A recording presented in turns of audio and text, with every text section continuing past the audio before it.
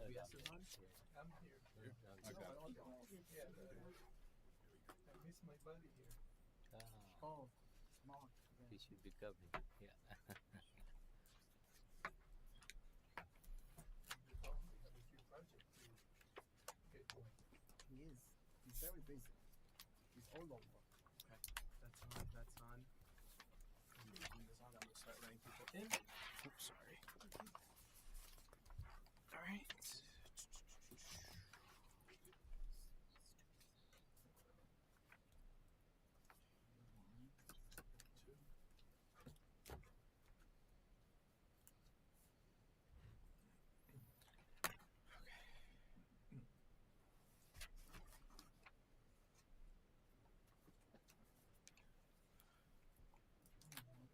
Okay, Mayor. We're ready when you are. Ready? Yep.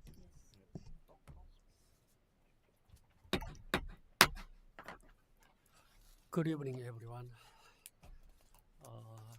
I wanted to include Cliff's Mayor Council regular meeting. Today is June 10th, 2026. The time now is 6:32.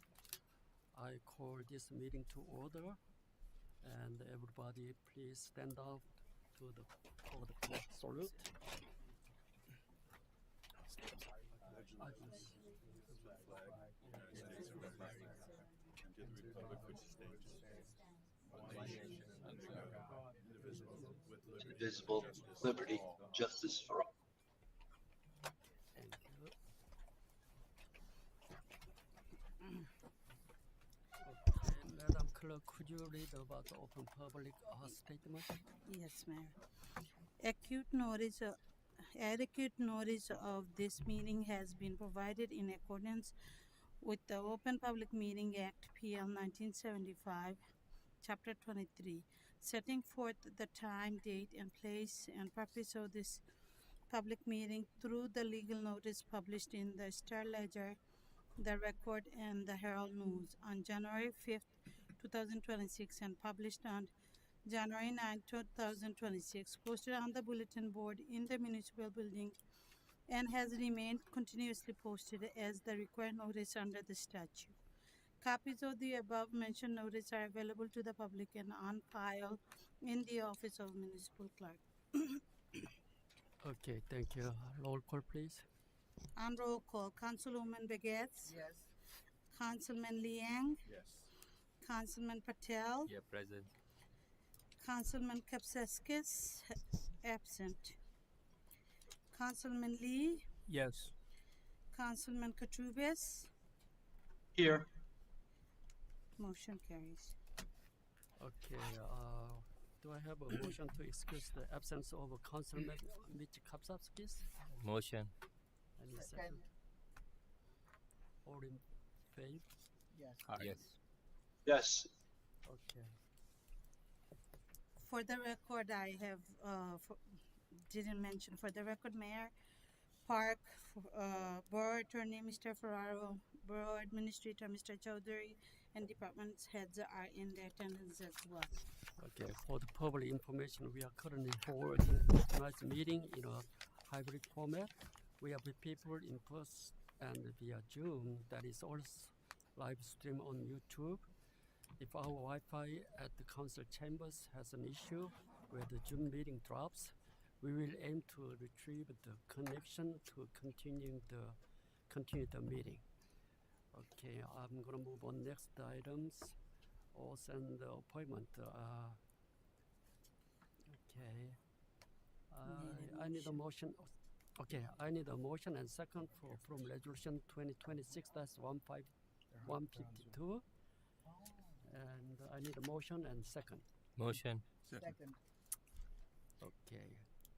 Motion by Councilman Patel, seconded by Councilwoman Begets and Councilman Liang. Yes. Okay. Roll call. Roll call, please. On roll call, Councilwoman Begets, Yes. Councilman Liang, Yes. Councilman Patel, Yes. Councilman Kapsiskis, absent. Councilman Lee, Yes. Councilman Katrubis, yes, Motion carries. Just for the record, Mayor, that's the resolution appointing the summer camp directors and counselors, so that people will know which one we voted on. Okay. Okay, and then next item is okay. I need a motion and a second to approve resolution 2026-153.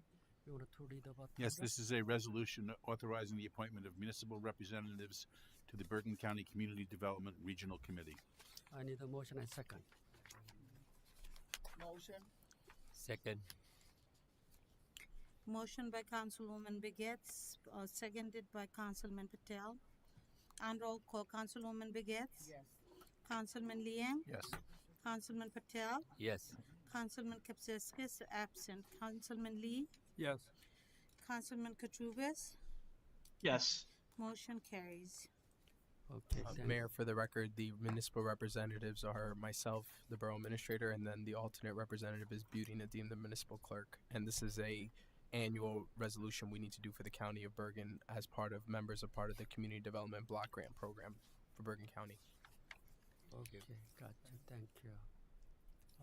Next item is correspondence communication request. Okay. This at this time, I will ask the board administrator to read the correspondence communication and the request into the record. Yes, Mayor, we have only one communication correspondence request on the agenda this evening. It is for the FIFA 2026 World Cup Englewood Cliffs Festival. The World Cup is scheduled to kick off tomorrow, actually. And as you know, the United States is one of the host nations. So in celebration of America's 250th birthday, the Recreation Committee has decided to organize an event with help from our Recreation Director, our DPW Superintendent, as well as our Police Department, from the Mayor and Council, for a watch party and festival for happening at the Frank Whitty Recreational Complex at Johnson Park on June 19th from 2 p.m. to 5 p.m. And it's the match USA versus Australia. There'll be LED watch screen. There'll be food vendors. There'll be activities organized by Soccer Stars, our recreational soccer program for the youth. We'll also have inflatables and some other activities through Horizon Entertainment that's soccer themed for our youth. And once again, this is in honor and celebration of America's 250th birthday on July 4th. So the park will be decked out in patriotic colors, so to speak. We thank everybody involved, Councilwoman Begats, the Recreation Committee Chairman, Councilman Kapsaskis, and everyone putting this event together. So, and of course, thank you, Mayor, as well, for helping think of this idea to celebrate the community. There's a ton of fireworks displays, but this is our way of honoring America's 250th birthday. But we encourage everyone in the community, from the school district and beyond, if you have time, come out and enjoy. The event is completely free, and we partnered with the North Jersey Chamber of Commerce, and it's open to all. So please join us. It should be a fun-filled event. Councilwoman, did you have anything to add to that? No, I just hope people will come. It will be a great event. We have a big screen TV, and we can watch the game from all sides of the park. And it really should be a nice event for all ages. Everything will find something to do there. Yeah, So just come. Can I ask a question? Okay, go ahead. I do see some the people saying that we need to sign in to make a reservation too. Okay, so it's open for everyone, or do we need It's a limited? really aimed at our town. You need to register basically for us to know how many people will be there, to have an idea how many cups we need, maybe DPW, just Okay, to have okay, yeah. some idea. Yeah. And people are registering. Okay, then Yes. the official register address maybe should be more formalized, published to the.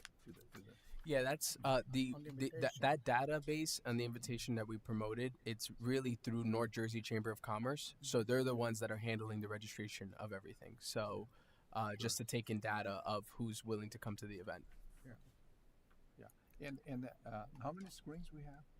It's one big screen. Okay. One big LED screen Very big. with sound production, Okay. so everyone will be able to hear. Our DJ and entertainment will be able to tie into it.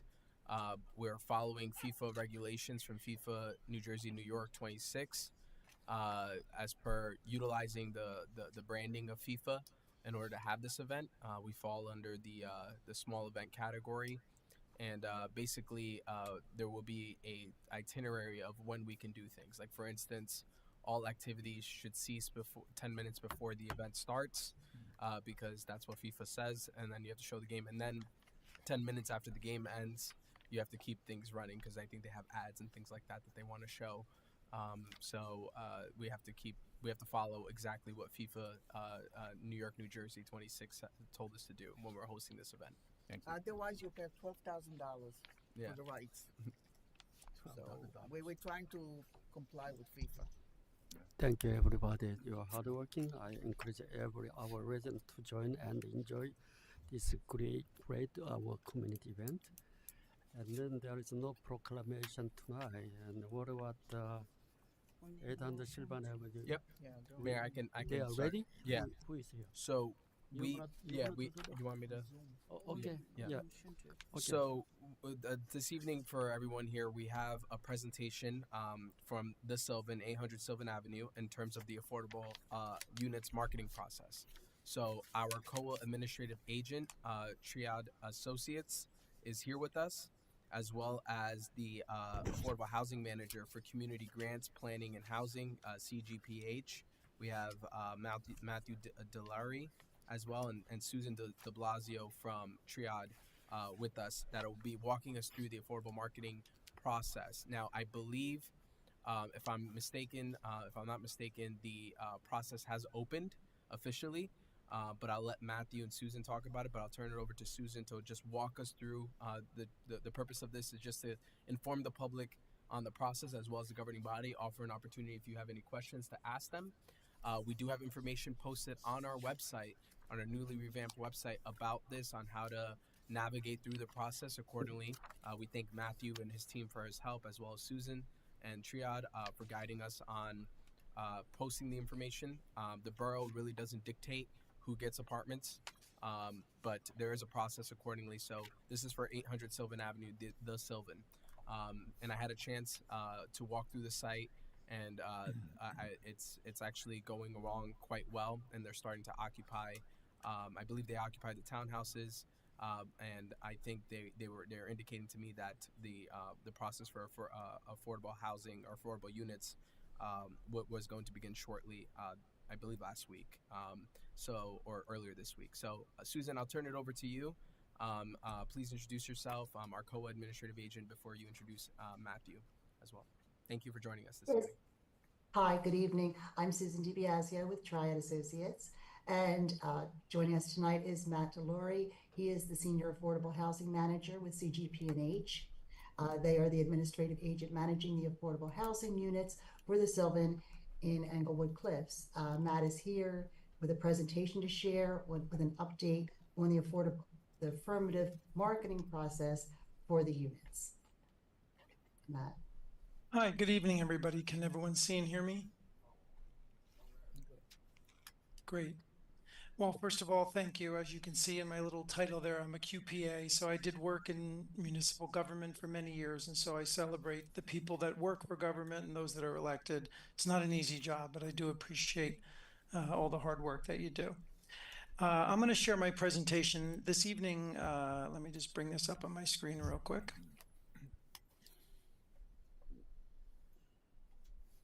Is everyone able to see that? Not yet. Okay. Yeah, we're good now. Okay, great.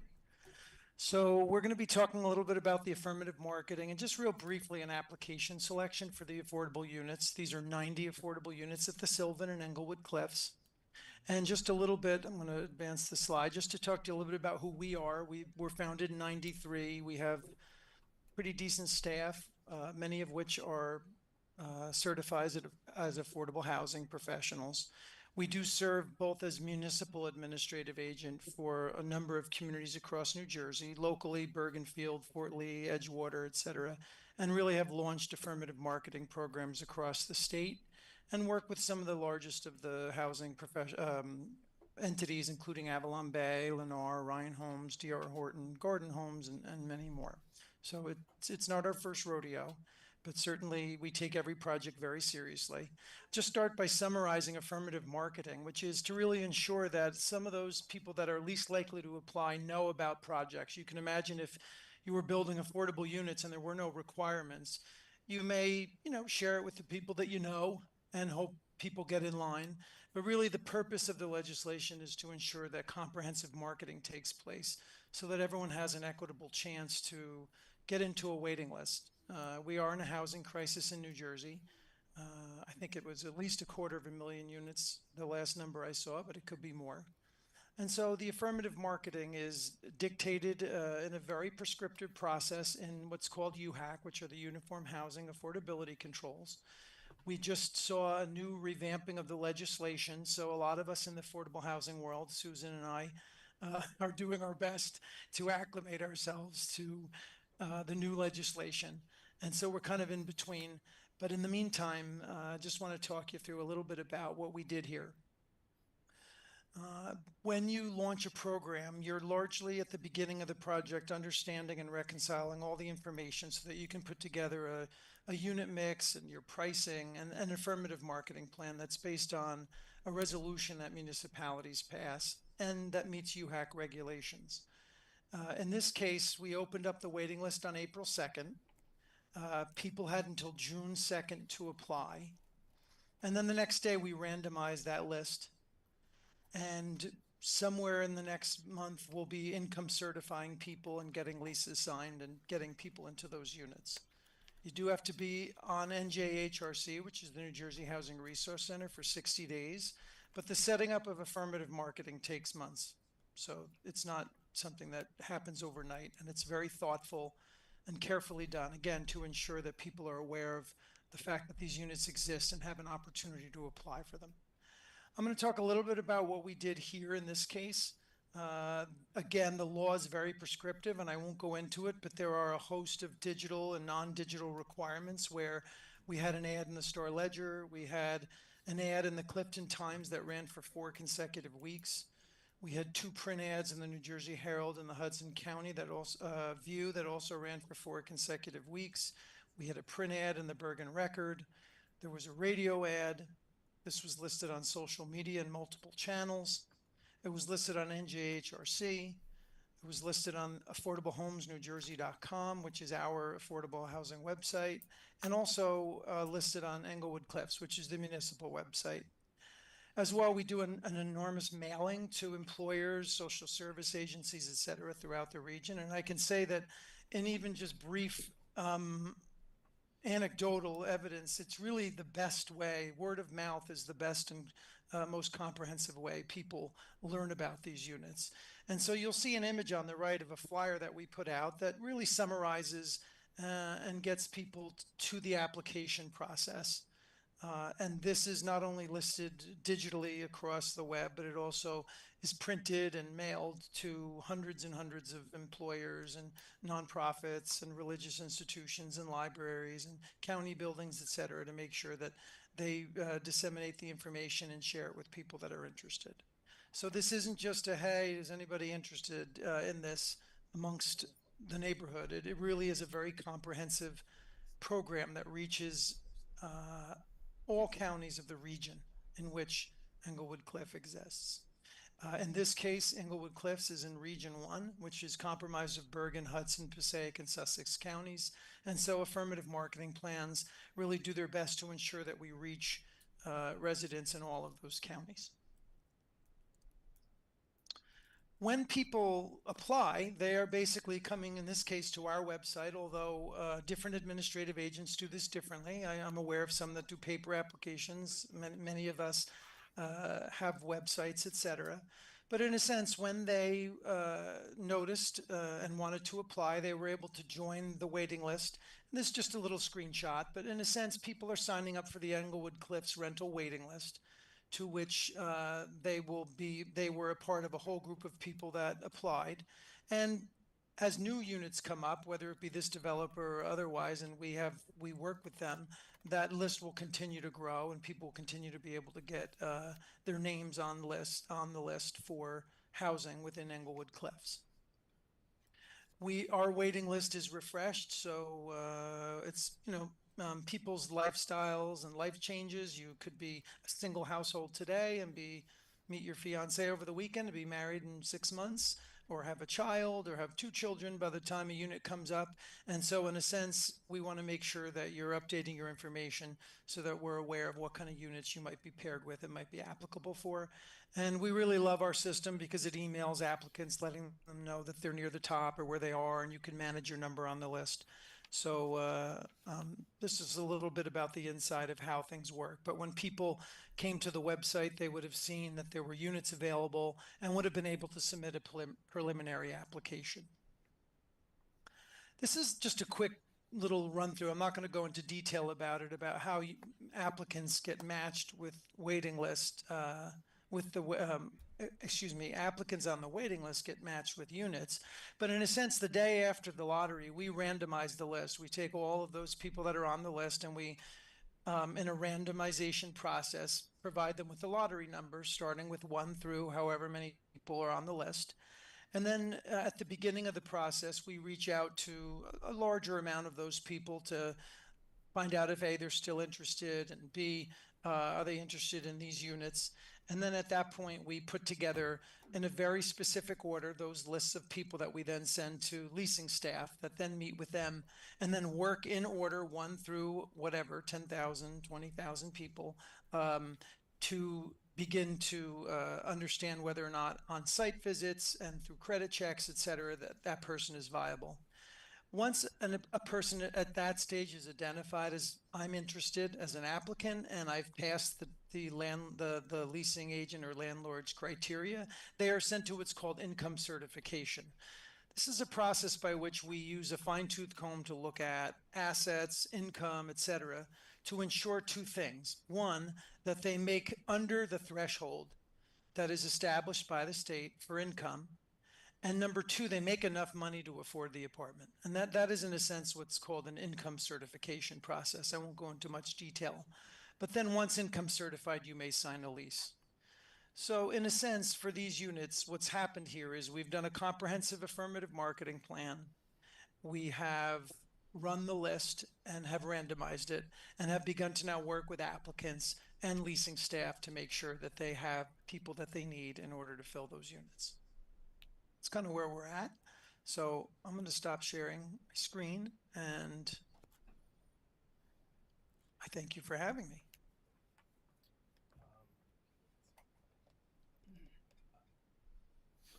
At this time, do we have any questions from any member of the governing body? So far, how many, the applicant applied? How many? Yeah, I'm going to look that up real quick right now. Give me 1 second.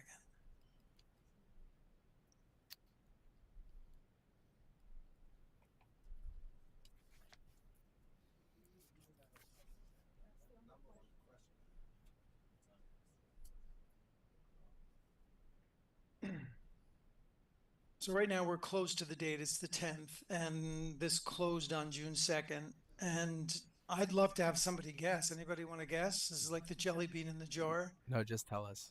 Okay. 11,866 people. I do it in the marketing.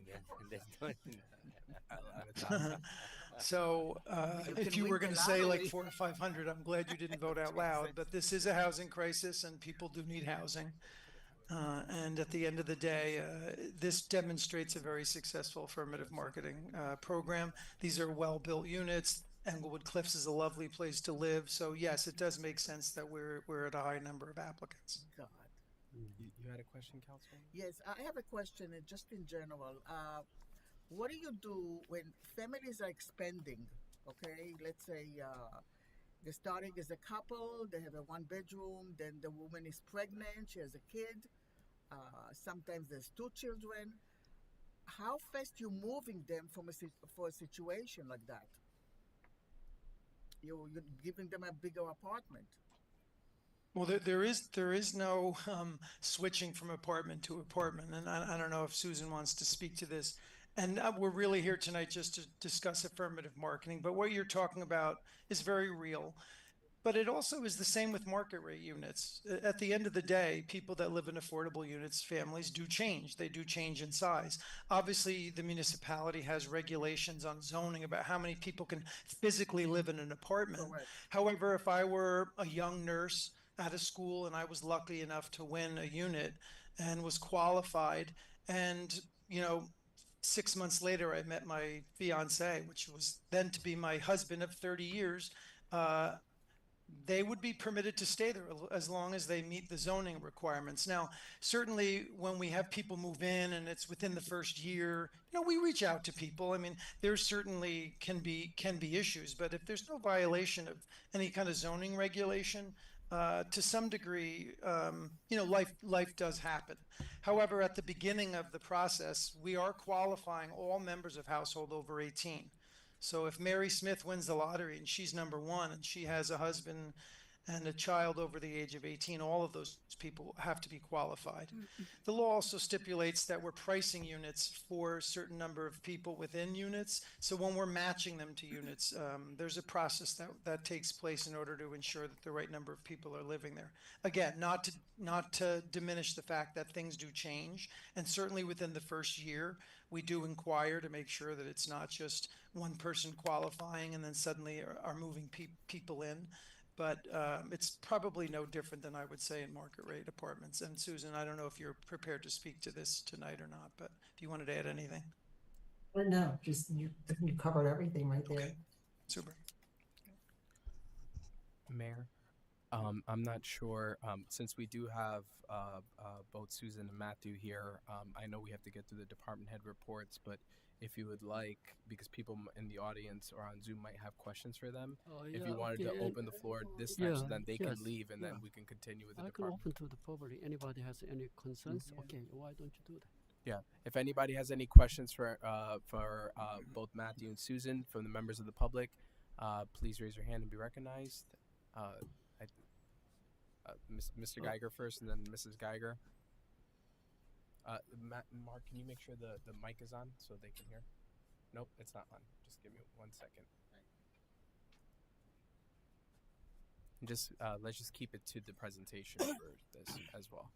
This is not the general public comment. Of course. Could you remind me, when were these two organizations hired by the borough? So the borough procured Triad and Associates as a co-administrative agent. If you recall, when we did the February professional list, there was a leftover for. Recently. It was February. We brought them on as a co-administrative agent, where we did the RFP.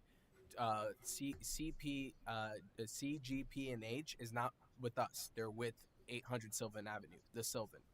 Am I correct, Matthew, with that? Yep. Yeah, and if I could just clarify, municipalities hire their own administrative agent, and developers can either use that agent or they are permitted under the law to hire their own. And so in this case, this developer selected us to administer this unit, even though Triad is the procured administrative agent for the municipality. Thank you. So does 800 Sylvan pay you and pay for all the advertising and notice expenses that you outlined? Correct, and that is even stipulated in resolution or ordinance that developers are to pay that fee. It's not borne on the municipality. The only thing we did was the taxpayers of Englewood Cliffs don't pay you. No. Okay. No. And then finally, you mentioned this process called randomization. I'd like to know how you do that, number one, and number two, who checks your work? Who checks to make sure that the applicants that your firm selects indeed meet the qualifications that are established under federal law? Well, we are certified to do that work by the law. So in a sense, as an administrative agent, we are the entity that is responsible for certifying people. We do have witnesses for our lottery, and we also use a computer system to randomize them. The law does not dictate how that randomization takes place, and I would say administrative agents of each kind use different methods to do so. And then also, Of the 11,800 applicants, how many of the applicants are currently resident in New Jersey? I would not be able to at this moment parse out, only because the lottery happened 8 days ago. Oh, okay. But I can share with you that there are preferences that exist within municipalities. Again, not speaking to Englewood Cliffs, but that are allowed two kinds of preferences. One is regional, and the second that we've seen more recently in newer affordable housing ordinances are state. So when we look at people being submitted for possible inclusion in a unit, there are preferences in some municipalities for those individuals first being from the region, those counties listed that I mentioned earlier, and then within the state. Thank you. You're welcome. Mrs. Geiger? Question about the allocation. There are 90 units, you have 11,866 applicants. Can you tell me how you randomize when you have to provide a certain percentage by state law in each of the several income groups? For example, I believe 13% of the total have to go to the lowest of the low income people. So since you haven't yet done your income analysis, how do you randomize the selection process? Okay, well, just not to go into too much detail, simply because it is a bit of an algorithm. But what we're doing at the beginning is reconciling an enormous amount of agreements, resolutions, approvals, settlement agreements to come to what would be the unit mix of how many very low, low, and moderate units, and what kind of bedrooms would exist on site. That took place prior to the marketing. So when you look at the flyer, you'll see that there is the mix there of how many will be 1, 2, and 3 bedrooms, and how many will be very low, low, and moderate. The state puts out every year a chart that sets by region median income, to which then moderate, low, and very low income is calculated. And so in a sense, at the beginning, when we're looking at applicants, we're using a series of criteria to establish whether or not they'd be viable for that. And then at the end, they go through income certification. So they have to meet household size, they have to meet income and other requirements. That's at the end, after you have done your randomization and assignment. The applicant selection is, but the analysis and the establishment of the unit mix happens prior to the affirmative marketing. Basically, you are marketing the mix. I'm very aware of the settlement agreement and what it requires. What I'm trying to understand is how you ensure that the applicants that are ultimately selected and given high priority are those that meet the criteria of the settlement agreement, so that we have the 13% of the very poor, for example, out of this 11,866, and not have 11,866 who drive in with their Mercedes, their BMWs, and their Range Rovers, which is what we have next door. Yes. So I am I'm gonna concerned just that we're stop you there for a providing second, Ms. affordable Geiger. housing. Yeah, no, I'm going to just stop you right there for a second. The people that live in this housing are vetted very carefully. There is an enormous amount of financial documentation they have to produce to ensure that they meet income and other thresholds. This is a very meticulous process to which my associate Susan and myself are trained, and that our firms are basically, in a sense, hired to ensure. Never mind. No, I guess he you're not doesn't gonna get it. answer it. Okay. Am I Thank you. missing Ms. Geiger's? Can somebody else summarize what Ms. Geiger's talking about? Because the settlement agreement is really a document that would have been produced with fair share in the municipality. What we're talking about is legislation passed by the state that then turned into UHAC, a new version of UHAC. And UHAC is very prescriptive about how and the way in which people are, put onto lists and how all that goes on. So, Matthew, if I may, to just Sure. Maybe add a little bit to what Mrs. Geiger was saying. I think what she was trying to reference to, we have currently 100% affordable housing next door to our, I believe it's 67 units from the Michaels Group. that was recently constructed and occupied. Upon the completion and looking at the tenants, there are people that are occupying that space that many might question the income threshold or what have you, that it probably wasn't possibly vetted correctly, because if you look at the lot, you see all kinds of vehicles that might question their income that they're bringing in. So with that being Well, said, how do you yeah. prevent that in this case with all of these applicants, 11,000 plus that you're getting in Englewood Cliffs? How do you prevent that from occurring again at a larger scale? Correct, Mrs. Geiger? Yeah. Okay. Well, first and foremost, what we're hearing is an accusation that somebody who drives a certain vehicle should or shouldn't be living there. In a sense, a poor person could be, or somebody who's viable for affordable housing could be given a car that doesn't reflect their economic level. But I do think that that's a judgment call on the outside looking in. What I would say, and Susan, you can add to this if you'd like, is that the income certification process results in a certification, in a stamp that basically says this person, through an enormous and rigorous attempt at reviewing financial documents, has met the threshold. So it isn't just, it isn't just a very light look at a few things. And Susan, I don't know if you want to add anything to this. Just that the process is thorough. A bit before, Susan, we're before you required go, to- just 1 second. For the record, Councilman Tim Kachubis is in person at 7:07 p.m. Continue, Susan. Sorry about that. Oh, just to say that the process is thorough. We have to collect 6 months of bank statements. We have to collect all of their income statements. When we see something on a bank statement that shows us that statements are missing, that they didn't tell us, we request it and we go through it thoroughly. There are many times that we have had to deny someone because they're over income. We have had to deny people because they have lied, submitted false documents. We look for that. So we do everything that we possibly can to make sure that it is a fair process. Yes, someone could slip through the cracks, but we try very hard to make sure that doesn't happen. Susan, just a follow up to that. In the event that something does slip through the cracks, what is the mechanism? Are you checking the list annually?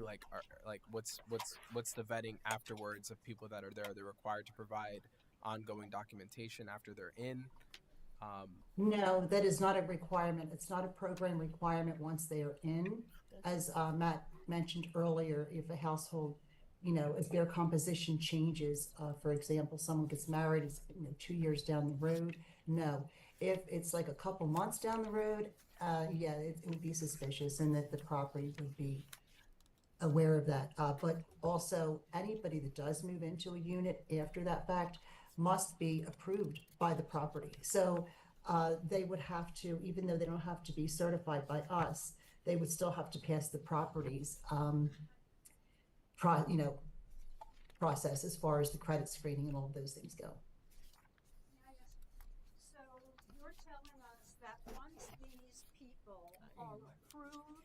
you're telling us that once these people are approved, based on 6 months of financial data, it doesn't matter what happens to them 6 months or a year later, they can still stay in affordable houses, even if their situation does not changes significantly, and they exceed the income threshold. They are not required to move out as they are in New York City, for example. Is No, that and the I'll law paint as you're interpreting it? I just want to understand that, because that's not my understanding of what affordable housing is or should be about in this state. Okay, I would definitely encourage you to speak to your representative about affordable housing in the state. But what I would say is you can also paint an opposite scenario where if this legislation were to have put some dollar amount under which every year you were certified, and a family of 4 people, the mother or the father ends up making $4 more, you would be basically evicting a family because they're $4 over a limit, which would cause a whole host of other problems. And so at the end of the day, the legislation, I would imagine, and I'm not speaking for them, does not have a recertification component to the law. I'm not here to defend the law. That's why I encouraged you at the start to speak to your legislator. We, Susan and I, represent certified professionals that pour through enormous amounts of documentation to ensure that it's a very equitable process. The credibility of the process, which I hear you questioning, which I understand, is not something that Susan or I could probably speak to. Okay, thank you. Any further question? Okay, let's move forward. Thank you for Alright. your presentation and No question. thank you for your explanation. Thank you, both of you. Thank you for having Bye. me. Thank Have you, a good thank you, night. Matthew. Thank you, Susan. Appreciate it. We're now gonna move on to the department head report, and we're gonna start first our PA first. Yep. Just give me 1 second, Mayor. Okay. Good evening, Mayor and Council, members of the public, and thank you all for joining this month's council meeting. Just a few quick hits. Tomorrow, the Borough of Englewood Cliffs will be cutting the ribbon on Precision Surgery. It's a new business located at 910 Sylvan Avenue in partnership with Englewood Health. Not to be confused with everything else that Englewood Health is trying to do or working on. This is something separate. And they're opening it. And it's Precision Surgery Center, an ortho, I believe, background. But they are opening up tomorrow. On top of that, there's quite a few items on the agenda. Just personnel standpoint, the Borough of Englewood Cliffs just approved an advertisement for a vacancy in DPW full-time laborer position. We had a recent resignation, which we will put on next month's agenda to approve the and accept the resignation, subject to mayor and council approval. But we advertised in the New Jersey League of Municipalities the position for DPW laborer, full-time position. Should anybody have any questions or if there's any interest from members of the community, they can feel free to reach out to my office or DPW Superintendent Mark Neville, which then we will vet it. And our goal is hopefully to fill the position sometime in the summer, subject to mayor and council approval with interviews and so on. Going through the agenda for members of the mayor and council, for ordinance number 11, which is a fire prevention ordinance, with comments back from the Division of Fire Safety for our fire prevention ordinance. The fire chief, myself, and the municipal attorney are recommending to the mayor and council to table the ordinance as we have received comments for the entire code in general, but also with respect to the fire prevention ordinance itself, to table it so then we could reintroduce that ordinance with the revisions that the state provided to us. And hopefully we'll get that on next month's agenda. In addition, this evening we will only be having the hearing in terms of the 2026 municipal budget items. We'll only be having the cap bank ordinance public hearing, and then subsequently, if the mayor and council wishes to do so, they vote to adopt it as far as second reading and adoption, and then a public hearing on the budget itself.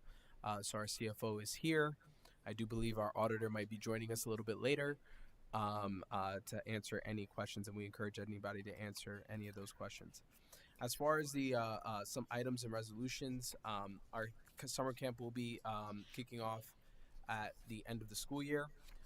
Everything looks like it's lock and loaded from Recreation Department. The last piece was the appointments that we had to appoint this meeting, in which our rec director worked with our CFO to basically structure the personnel standpoint, but our two main directors really did a fantastic job organizing a lot of the activities with a calendar and getting the information out early. I'm sure Dan will talk about how many signups we have already from the camp, but everything looks like we're ready to rock and roll for the end of the school year. And we encourage parents, if you haven't done so already and you haven't had plans for your children after school departs, to please sign up for our summer camp. So we revamped some stuff. We told you that we would look into some internal operations, and we did. And we thank the entire rec committee for their assistance and feedback that they've given to help improve the program. A couple other things. For the record, 2026-158, that resolution under items of procurement, that is for our revenue and tax module, not our accounts payable, because we already have Edmunds GovTech for accounts payable. So before we vote on the consent agenda, I would like to make that correction on the record. It's listed on the resolution itself, but it's just a title, clerical matter. Basically, this is to just centralize into one software. Right now, we have two different software agencies for the finance department. We have Edmunds for accounts payable, and then we have for revenue and tax, we have Munidex. So now we're centralizing everything together at the request of our CFO under Edmunds, subject to mayor and council approval. And this was procured through a co-op by our QPA. A couple other items on the agenda that you'll see, and our engineers will talk a little bit about it today. We went out to bid, we opened the bids, and we had one bidder for the phase one of the borough-wide sanitary sewer improvements, which was National Water Main, and everything is within budget. In fact, we believe that all of the town, if not just some key areas, will be taken care of with this award, which in the initial cost estimate was like around like 2 to 3 million or something like that. So we're really thankful to our engineers for really working it out and reworking the specs, because we did a base bid and then we did a bunch of alternate bids. So it was creatively done, and I know it's all through bonding, but every dollar goes a long way. Long term, you don't have to do another bond ordinance, and if you do, it might be something very minimal.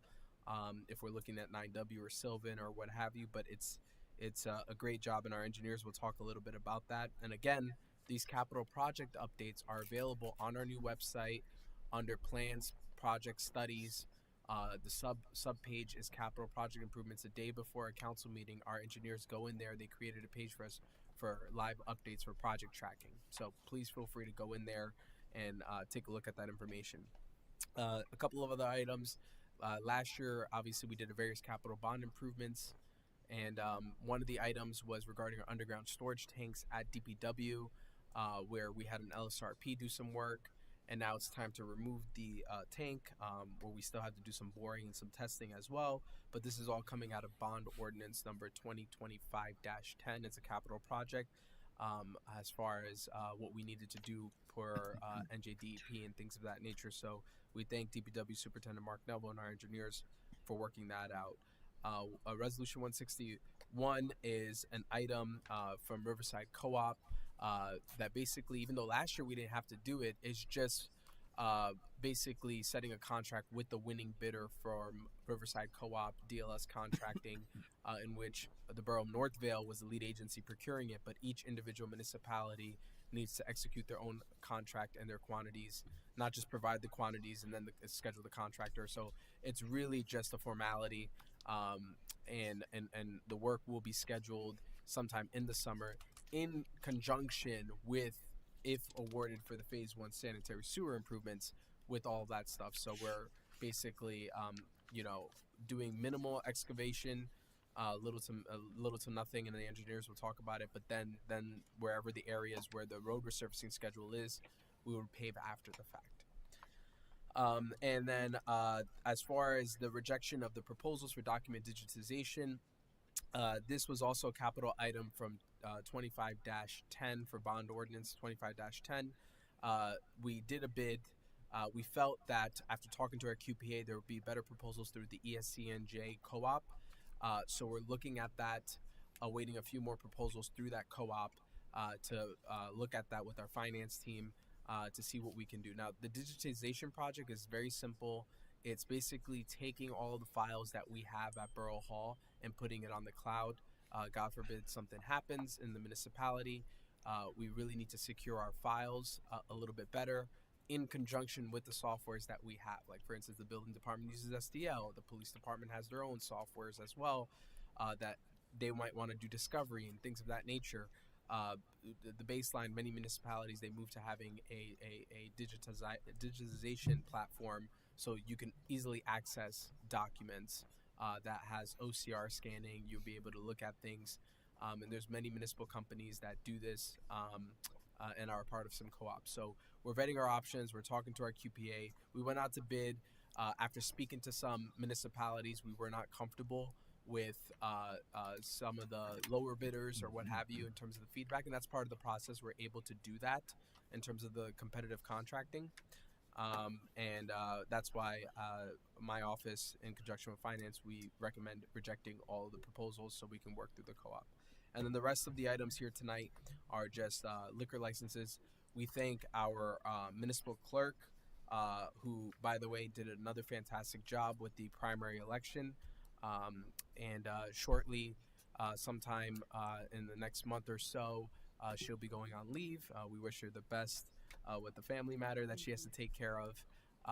And in the meantime, we'll probably look into our operations to see what personnel decisions we need to make regarding the clerk's office, but things should still run as the way they have been running. But we do thank her for the primary election work that she did, as well as the work with all the liquor licenses that are before you, Mayor and Council, for the agenda. With that being said, that is the extent of my report. Okay, thank you. Okay, next, our board attorney, please. Thank you, Mayor. I won't be so long as Mr. Chattery. Yeah, was that's brief, good. but, That's good. Yes, short is better. The ordinance that's on the agenda this evening for second read for the fire prevention, I do, as Mr. Chattery said, recommend that you table this as the DCA has recommended further changes to our code. I've drafted those changes. I've reviewed them with Mr. Chief Nico, and I will have that on the agenda for the July meeting for first read. The only other item I want to report on is the regarding the continued application of the CFI application on Sylvan and Bayview. As you know, as I reported last meeting, we concluded the hearings before Judge Gallipoli. Some of the residents were in attendance, and some appeared on Zoom. But since that time, Judge Gallipoli had requested summations from the applicant's attorney and from me, which we did submit. And it's now in the hands of Judge Gallipoli. Just to be brief about it, the request we made was that any changes that are approved by the judge, that they be first made first, that there be a condition first that the applicant provide revised plans, because on the last day of the hearing, the applicant made significant revisions to the plans. So I requested in my summation, amongst other things, that the judge require that new plan be submitted and it not just be some nebulous idea of what was going to take place. Thank you. Thank you. That's the borough engineer. Can I ask a question? So where do we stand? What are the differences now after so many meetings and changes? And I know they gave up stuff. What are the differences now between us and the Chaffee project? Well, some of the differences are we made a request that they provide for a future access to Fifth Street. Right. We also had requested that they reduce their commercial space, provide more green space, reduce the commercial space in order to provide the access to Fifth Street, because they would lose some parking spaces by that. And there was some other... Didn't they reduce the commercial space? Oh, they did. They eliminated the one commercial space. Right. But I think what they did was they increased it on the other side, just one. But then they kept pairing off because there was issues. And the judge, had requested some things and they complied. For instance, a bathroom that was on the bottom floor. So people were using the green space, they would be able to access and things like that. So okay. Thank you. Borough engineer, please. Okay. Good evening, Mayor and Council. Here's my update for today. First of all, Municipal Aid 2024 Floyd Street. The DNL is scheduled to start work by the end of June, after summer break starts in the schools, and then paving will be done soon after. Okay. Then Lorry Drive, that was Municipal Aid 2026. The plans were sent to NJDOT for approval, and once we get the final version, we'll send it out to bid. The 2026 roadway, that's the formal award of the contract is on agenda tonight. We are scheduling a pre-con meeting next week with the DLS, the contractor, and DPW, Mark here. The plan is to start paving as soon as school year ends. Again, summer starts. Now, like mentioned before, the sewer line replacement. So both part of phase 0, which were the more emergency repair, were completed successfully and pretty good. And then the bid 1 just opened, and we received very good prices. So we're planning on doing the whole project. There's enough money for the whole project, so that'd be the best for the town to do that. So it's on your agenda for tonight, and work should start this summer again. I already talked to the contractor, and they're eager to start. Just to explain also the repair for the sewer, the lining that we're doing, a lot of the lining. Actually, the town, because of problem with the sewer lines, there's like infiltration, water going in, and all those kind of things, which mean the town is paying more for the sewer every year, every month actually. The sewer bill is higher. So this repair should actually reduce the sewer bills. So the faster we're doing it, the better for the town it's going to be, and going to help with that. Okay? And engineering department reviewed the 6 construction plans, and we did some seepage pit inspection this month as required by Gino and his building department. Okay? And just a question for Beauty Administrative. I didn't notice a roll call motion for the FIFA communication. Was it required? We would like to have it on the record, yes. That's a good catch. Yeah, Mayor, can we just have a motion and second to approve all communication and correspondence, including the FIFA event? We need a motion second? Yeah. Yeah, okay. I need a motion. Motion. And second. Second. Motion by Councilman Patel, second by Okay. Councilwoman Begats. Roll call, please. On roll call, Councilwoman Begets? Yes. Councilman Liang? Yes. Councilman Patel? Yes. Councilman Kapsiskis? Absent. Councilman Lee? Yes.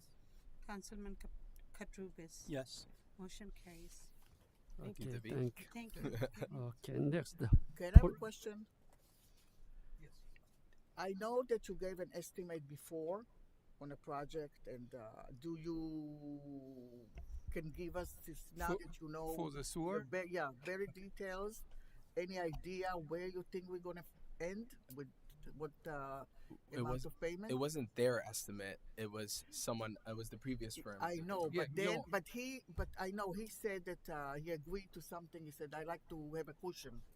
Yes, we have it on the resolution. What the number is, and Yeah. that with coordination with Shoaib there. So what they're talking about is, can you talk about the number is like about $1 million and some change in Yes. total. Correct. Where was the original Right. estimate at? So you could talk about the savings, even It though was this is close the to capital 3 bond. millions. Yeah, it was close to 3 million. Two Close to something. 3 That we million. are saving. No, You're 2 saving million. about 2 million. You're saving about 2 million. Yeah. Wow. Yes, because the prices out there in the market are like 3 times more than what we ended up getting for this bid, and it's a very good company. So I guess that's part of the why they could go with give us a good price for that. And like I said, they're eager to start. They have everything ready, lined up, and for that price, I mean, go for it. So again, I'm repeating. So the town will save $2 million from the original. From the original estimate, yes, it's yes. about that. Correct. Yeah, go ahead, Arslan. Just So you speak wanna into the go to mic. microphone. Basically, the original estimate was done by doing many small pieces, because there were 12 areas divided, and then they were like few hundred here, few hundred there, and the cost bases were based on doing those small quantities. What we did is we really converted that whole bit into converting all those together. So instead of doing 200 linear feet, I'm doing 4,000 linear feet, which is the totality of quite a few area. So this is where the economy of scale came into play, and the contractor was supposed to offer us a very good price, almost one third the price of what for per linear feet. The estimate was 155 per linear feet. We got 56 and 85 cents. Wow. And we budgeted for 3. Well, we didn't bond yet. It was projected. So It's remember, okay. yeah. We did. We were thinking of only doing half of the project. We That's had why we only budgeted phase one, which was around $1 million. So basically, you've saved from having to budget in the future for the $2 million. Yeah. You remember we were just going to try to do something, but if you remember, every time we sent a grant application, and there's one out there I think right now that we made it to Still the waiting. no for this round too. Apparently we got forwarded to appropriations committee, but we couldn't wait, right? And it was like I think in the neighborhood of $3 million. But now it appears that that number is not really. I mean, we'll be able to get the whole town done in this, because of the rework of the specs. So again, our engineers did a great job on that. I assume so. Okay. Also, you Oh, finished? I'm sorry. Yeah, okay, go ahead. Okay. Yeah. Yes, I do have a question here.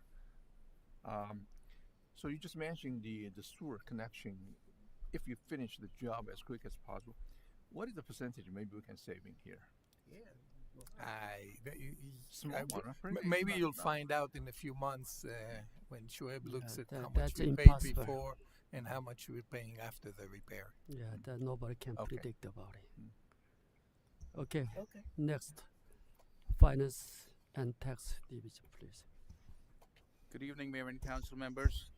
3 items on the agenda related to finance and taxes. First one, of course, is the municipal budget for 2026. We will be holding a public hearing tonight only. We received the budget comments from the state late Monday afternoon. I responded to those comments Tuesday morning. We received a follow-up from the state Tuesday afternoon requiring a minor amendment in order for us to adopt the budget. Considering the lateness and being so close to the council meeting, I did not feel it was right to put that on the agenda. So we are working with the state on an amendment that will be presented at the next council meeting, at which time we will have the clearance to adopt the amended municipal budget. So for tonight, we're just holding a public hearing on the budget as introduced. The other 2 items is the emergency temporary appropriations. If you remember, you passed a temporary budget in January, and since you don't have an adopted budget, there's a need to extend that amount to continue the operations for the borough.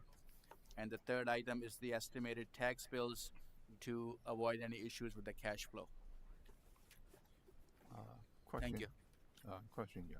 Yes. The amendments from the state, the requirements, is the procedure side of or the number side?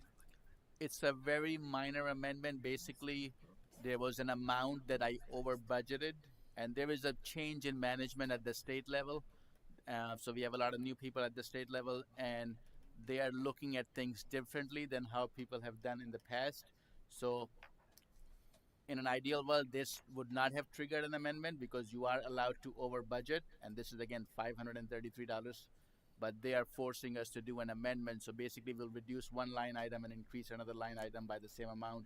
It will not have any impact on the overall budget or the tax levy. So you mean to say only $533? For $533, This yes, is your- believe it or not, yes. Can I speak? Yes. On the order. Sorry, I just got here. Yes, Mayor. Your CFO is correct. There is new management at the Division of Local Government Services, and they're what I would call nitpicking stupidity items like $533. You're not the first community to face this. The chat room for the whole state is criticizing the way the new management is looking at budgets, and this is just unusual, but it's not unusual for your town. It's statewide. So he is correct. It's not the norm. So, but Thank you. so I you'll guess deal with it at the next meeting. They're and, using AI, it looks like. we're just trying to we're trying to appease these new people. So, but that's the story. Thank you. Okay, thank you. Police and OEM will be later on. I will pick it up. And building department next. Gino, please come out. Oh no, Mayor. You want me to go? Okay. Police. Police is not here. I'm here. I'm here. Where- He made me okay. move. Oh, He told okay. me to I move. made it move. Oh, okay. Sorry about it. Okay, go. Okay, next. Gino, you Sorry. want to go since you're up? Yeah. Okay. Thank you, Mayor and So- Council. Appreciate it. I don't have much for you. My first week started obviously with the fire at Giovanni's restaurant, so we got off to a not a running start, but a sprint. I don't want to steal Andy's thunder. I'm sure he has something in his report about that, but everybody did a great job there. Thank you to the other towns that showed up for mutual aid. Second thing is today is the first day of the World Cup. For those that don't know, the meetings and the phone calls have been pretty endless, but I've always been of the opinion that this is going to have very little impact on us here in Little Englewood Cliffs. So I participate to the degree that I feel I need to, and if anything has any inkling whatsoever to do with Englewood Cliffs, I'll bring it back to you, but I really don't think it is going to. Same with the NR 250, the neighborhood review that's supposed to happen in the Hudson River. They have been, every week there's an update with the map of whether the boats are going to be north of the bridge or not. I've always said the people that are on these boats coming from other countries, they do this because they want to get off the boat and explore the communities that they're visiting. So there's really nowhere for them to disembark. I guess north of Edgewater, really, there's nowhere to get off of a boat. I don't think there's anywhere unless you go further up. So with that said, I really don't think you're going to see anything north of Edgewater, and even that will be limited. The last update last Wednesday was that there would be nothing north of Hoboken. And if you remember last month when Chief Henkelman gave his report, there were going to be something like 30 boats north of the GWB. So that's how quickly it's been changing. Okay. So while I don't think anything will be here for us to even see, it could change. Staffing assignments at the PD, I'm working to strengthen the patrol division. I've always been of the opinion that patrol is the backbone of the police department. It's the backbone of any police department, the most important function, and everything else is secondary to that. So in line with my thought process, I am moving some staff around to give a little bit of cushion, if you will, for lack of a better word, to allow some movement without incurring overtime every time somebody takes a vacation or is out sick. There's really no cushion to avoid overtime, so moving people around is hopefully going to help alleviate some of that. It's not ideal, but it's better than it was. Community policing, I'm going to be starting, hasn't even been announced yet, so you'll be the first to hear of it. Probably in the next month, I'm going to start a program called Cop Cards, and it's basically a program where the police department has, similar to like a baseball card you collect as a kid. It's got a police officer on it. Every officer has a card with his information on the back, and they carry them on patrol in their briefcases. The kids are supposed to come up to the officers when they see them at the park or at the school, ask them for the cards, and it becomes a game for the kids. They try and trade cards with each other, just like you did as a kid with baseball cards. You want this officer's card, and you have 3 other ones that somebody else wants, so you trade them. And then when the kids actually get a full set of cards, there'll be some kind of award at the end. I don't know what that is yet. It could be as simple as free ice cream somewhere, or if we get something else donated, we'll go that route. So you'll see that coming probably within the next month or so. That's what that is. And obviously the goal is to start the conversation between the kids and the police officers and develop a relationship, right? If kids are scared of the police officers or intimidated, they don't approach them.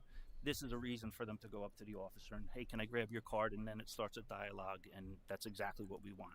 It's very cheap. It's going to cost us probably $1,500 to do such a dynamic program, which is great. The new bicycle law that's going into effect in July is causing so much confusion, and I know there's been a lot of talk here at the meetings about it as well as on social media.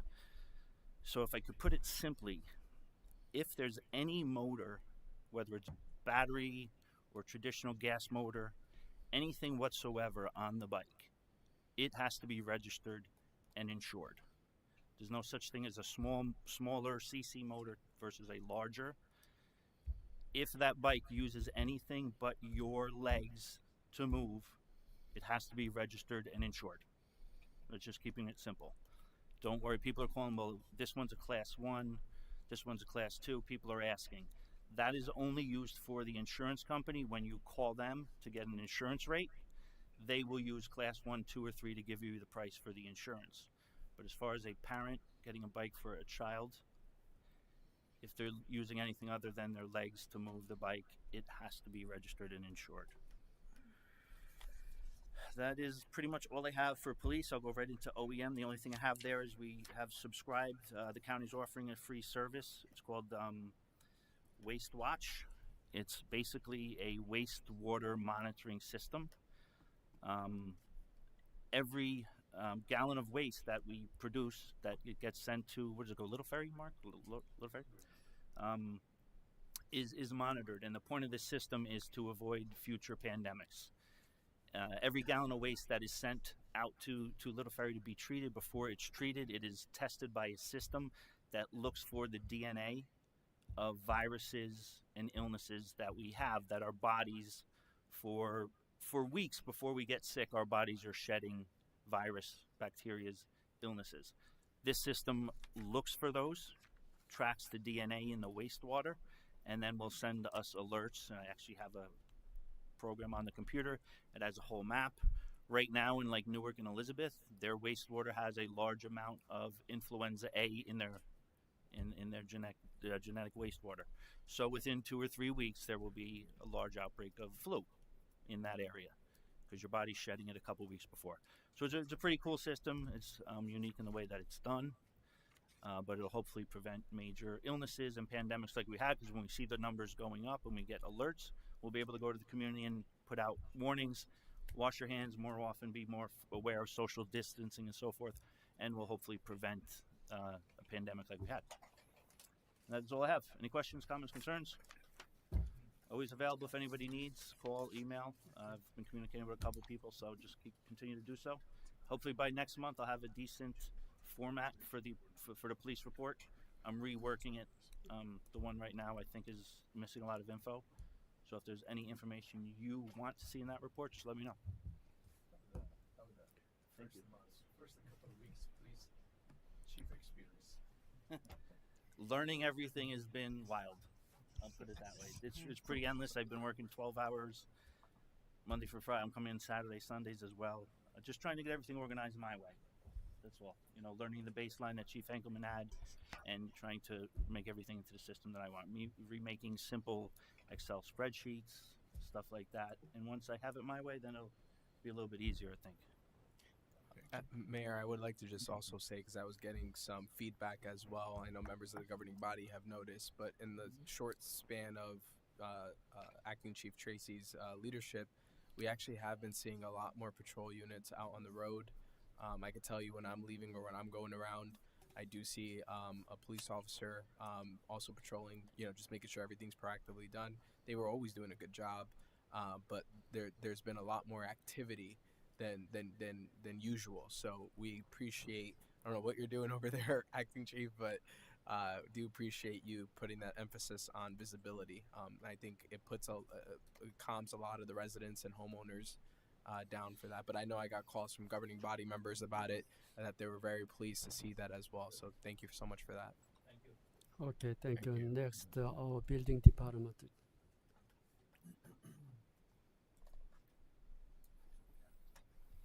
Good evening, Mayor and Council. I just want to tell you, I was getting a little nervous through the winter. That permitting fees, wasn't that much going on. I was getting a little nervous, and I'm happy to say that things are turning around. We have a lot more new homes going up, a lot more renovations, which we need the permitting fees to run our department.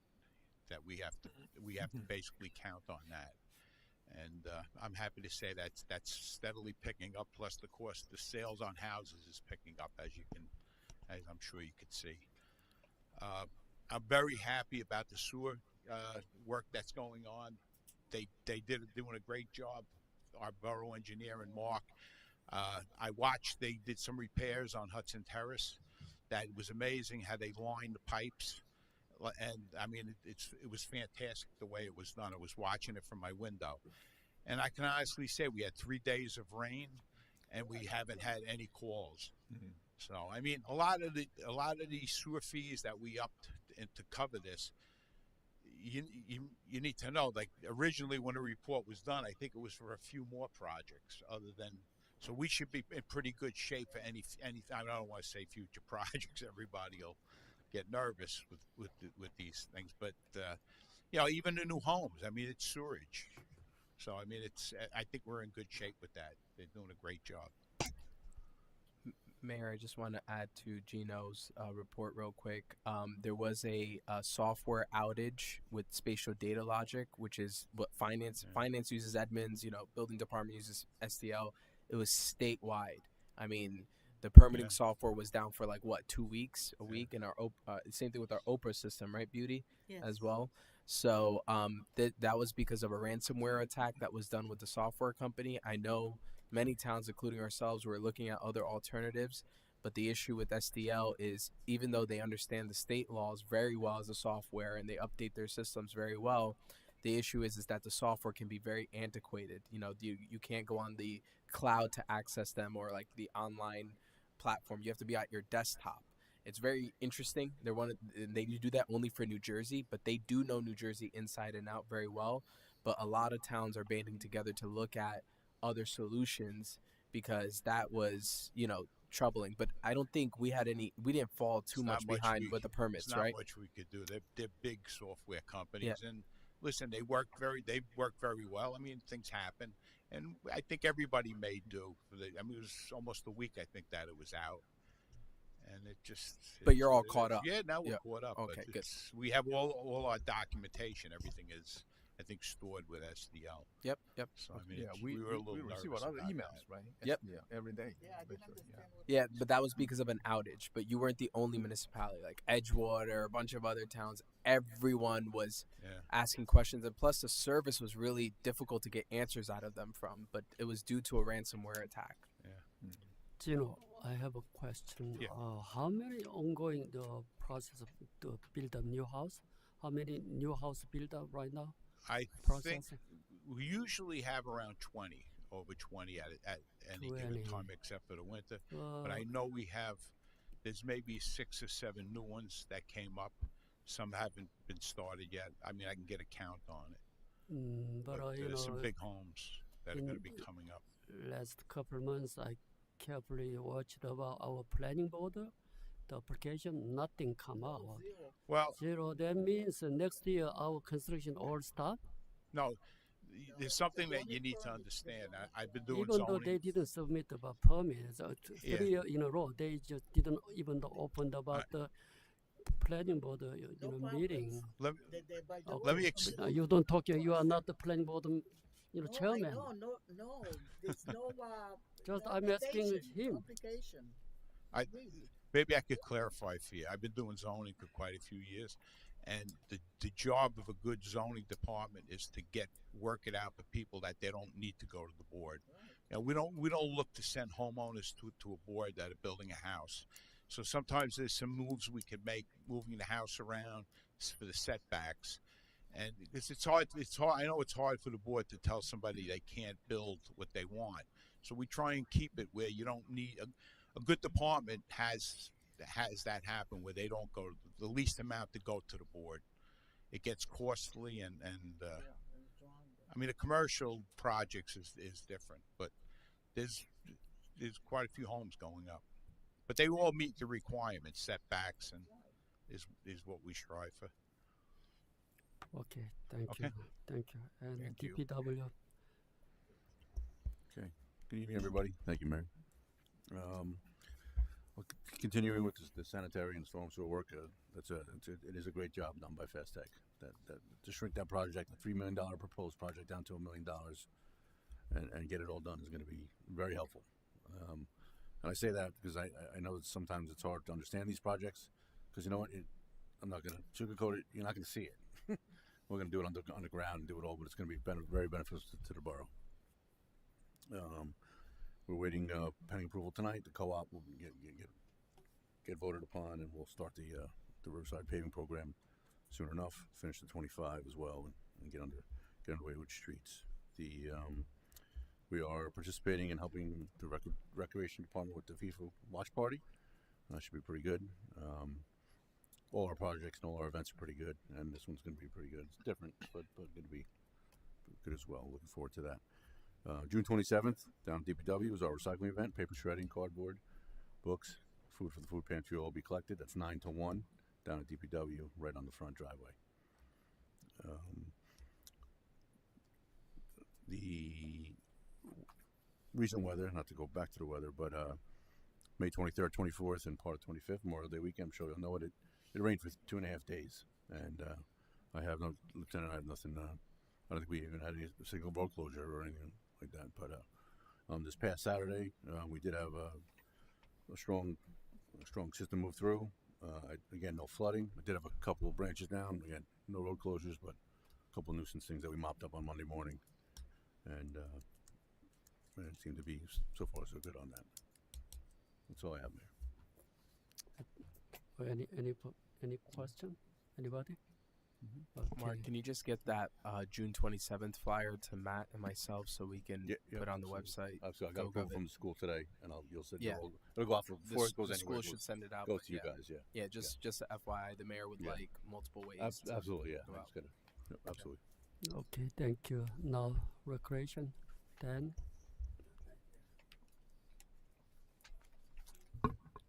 Mayor and Council, we've been working hard on the summer camp preparations.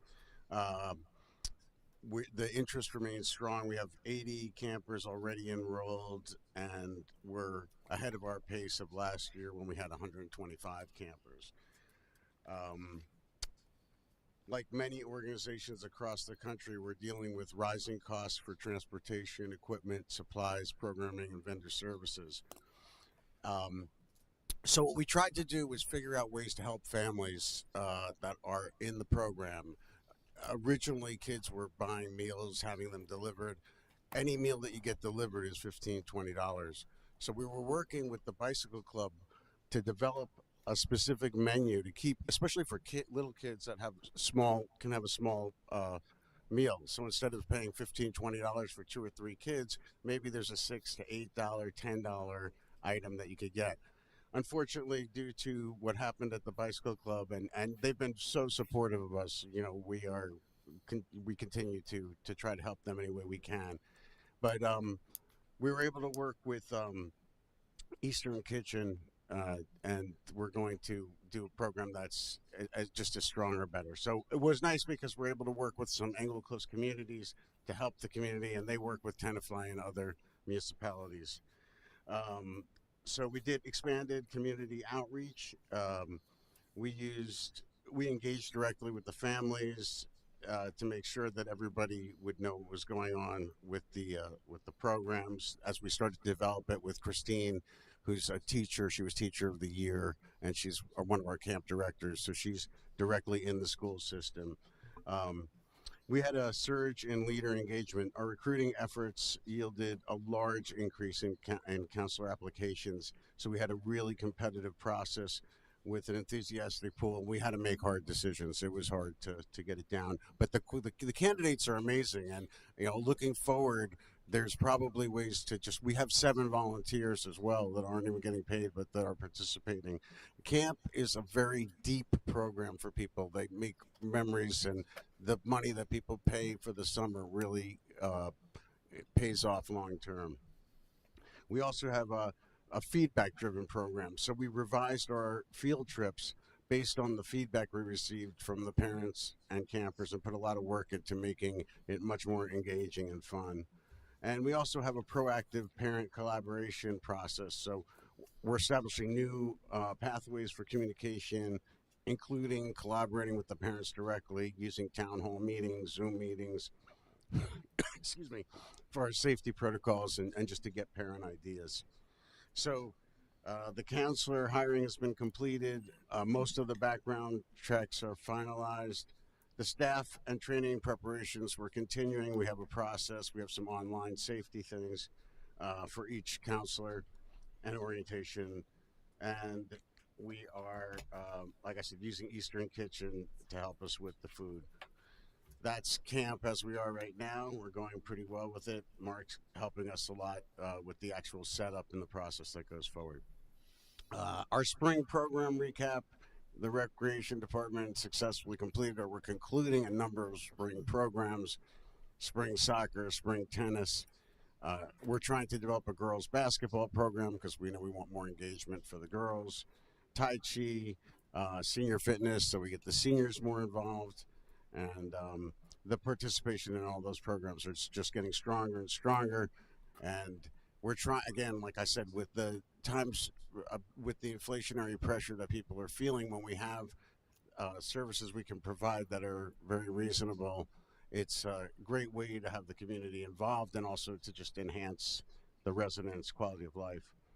For June 19th, we're working on the 250th anniversary celebration, and we have a lot of great surprises. We have 2,000 commemorative packages, which we're going to hand deliver, thanks to Mark, which include a flag and message from the mayor and some other interesting things. And then at the event itself, we have some surprises. So we have some giveaways for the kids and T-shirts.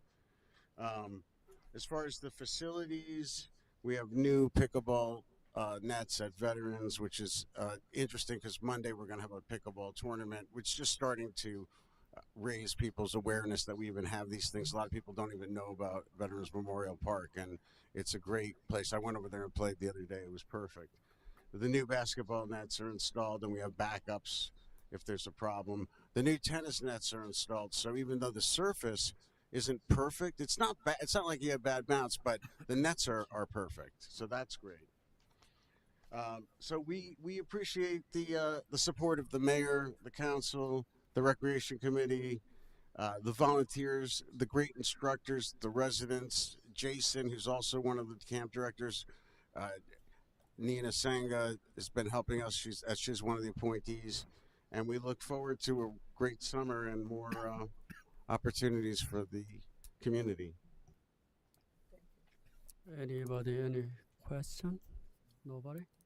Okay, thank you. Thank you for your service. And lastly, we're gonna to the fire department. PA, you have on fire, right? Yes, Mayor. I will read the fire department report on behalf of Chief Andrew Nikow. Unfortunately, due to a scheduling conflict with the Bergen County OEM pre-planning meeting regarding the upcoming July 4th 250th America's 250th birthday operations, neither Assistant Chief Nikow or Matthew Nikow or Andrew Nikow, our fire chief, would be available to present this report. The fire department, as you are probably aware, experienced a near record number of calls for service during the past month, including 2 structure fires and 3 high-angle rescue operations. These incidents are typically prolonged and highly demanding, requiring significant commitment and expertise from our personnel. The volunteer members continue to dedicate substantial time to serving the borough, often at the expense of their personal professional obligations, in order to ensure the safety of our community in terms of life and property, and we thank them for that. Specifically at those 2 incidents, one of the things that we actually received coverage about this, as you all aware, we changed our wireless communication platforms. You've heard Acting Chief Tracy talk about it, from Verizon to AT&T FirstNet, which is a dedicated public safety network. And this not only yielded cost savings for the municipality, but it gave us priority in the event of disasters. We actually had a couple instances where, when Verizon had its outage, our operations were still running in terms of police and fire. And then in this particular instance, in terms of the fire at the Bicycle Club, Chief Andrew Nikow, who was very heroic in his efforts, he was able to locate a gas line, if I'm not mistaken, Acting Chief Tracy, and was telling Acting Chief Tracy about it in order to pinpoint the fire and solve the situation much quicker and efficiently. So that's the difference about having the right tools at the disposal of our public safety personnel. The governing body will continue to invest accordingly, but that's what separates us from most communities, is that we will continue to provide the best of equipment to the public safety personnel. So we do appreciate them utilizing that. So with regard to the upcoming July 4th holiday, the volunteer fire department will maintain personnel on standby throughout the holiday weekend due to the unusually high number of elevated risk events anticipated in our immediate area. They expect these activities to have noticeable impact across eastern Bergen County municipalities. Once operational planning has been finalized, the chief will coordinate with the acting police chief, Tracy, and provide the governing body with any relevant updates and information. July 4th is a traditionally peak period for fireworks-related incidents. The fire department, in coordination with the borough, will once again distribute fireworks safety information through social media and email communications. From the community outreach perspective, the fire department, alongside the police department and Department of Public Works, recently hosted students from North Cliff School for an interactive educational event, and the students enjoyed an engaging morning learning about public safety, meeting first responders, exploring the department's apparatus and equipment. The fire department was also honored to once again host the borough's Memorial Day ceremony on that solemn day. And we appreciate it, and that's the extent of the fire chief's report, Mayor. Okay, thank you. Now we're gonna open the public meeting portion. I need a motion and second to open the floor. Motion. Who is second? Second. Motion by Councilwoman Begat, second by Councilman Patel. All in favor? Yes. Okay, any member wish to speak, please come out, state your name and your town. Okay, come on, Mr. Karangai. Thank you, Mayor. Martin Geiger, 270 Alfred Street. The item I'm most concerned about tonight is the announcement that Samsung is leaving the community. I saw a letter that you wrote, Mayor, on Facebook. I don't recall if there's been a townwide email from Borough Hall. Your council provided an exemption, if I recall, for improvements that Samsung made, perhaps partially as an inducement to bring them into town. And now that they're leaving, I am not going to be occupying the building. I'm concerned as to what the assessed valuation of 700 Sylvan will be. Will the amount that has been exempted be restored, or will there be a reduction altogether in the assessed value, given that the building may not be occupied after Samsung departs? So I'd like at some point for you to give us an update, if you can, as to what we can expect with Samsung. As to the 910-940, the council provided, I believe that you voted that it had been improper to provide them with funds to pay the expenses for their application, and efforts were made, I think it's almost a year now, to recover the money that was advanced to 910-940 to Mr. Silverman. An attorney was involved in trying to contact them. I'd like to know what the status of recovery of that money which was improperly advanced is. Mr. Katrubis, you'll know from your previous stint on the council that there was a big brouhaha when Colliers announced that there was infiltration and overflow of the sewer lines on 9W. We had shared maps and so forth. There was the council at that time ordered a camera study of the sewer lines on 9W. I would like to know if indeed the sewer lines really never have been on 9W, they've been in Hudson Terrace instead, or if we've never done or we've never released the results of the camera study of the sewer line on 9W, because there was speculation at the time that that would cost millions of dollars to provide lining. And while Councilwoman Begat speaks of savings, I don't know if we've yet seen the entire borough-wide picture of the condition of our sewer lines in order to make any conclusion that there's a bit of savings, but more importantly, have we addressed all of the problems which are beneath the surface that affect our sewer lines? I'd like someone to address that. The borough administrator is being reappointed to Community Development Agency.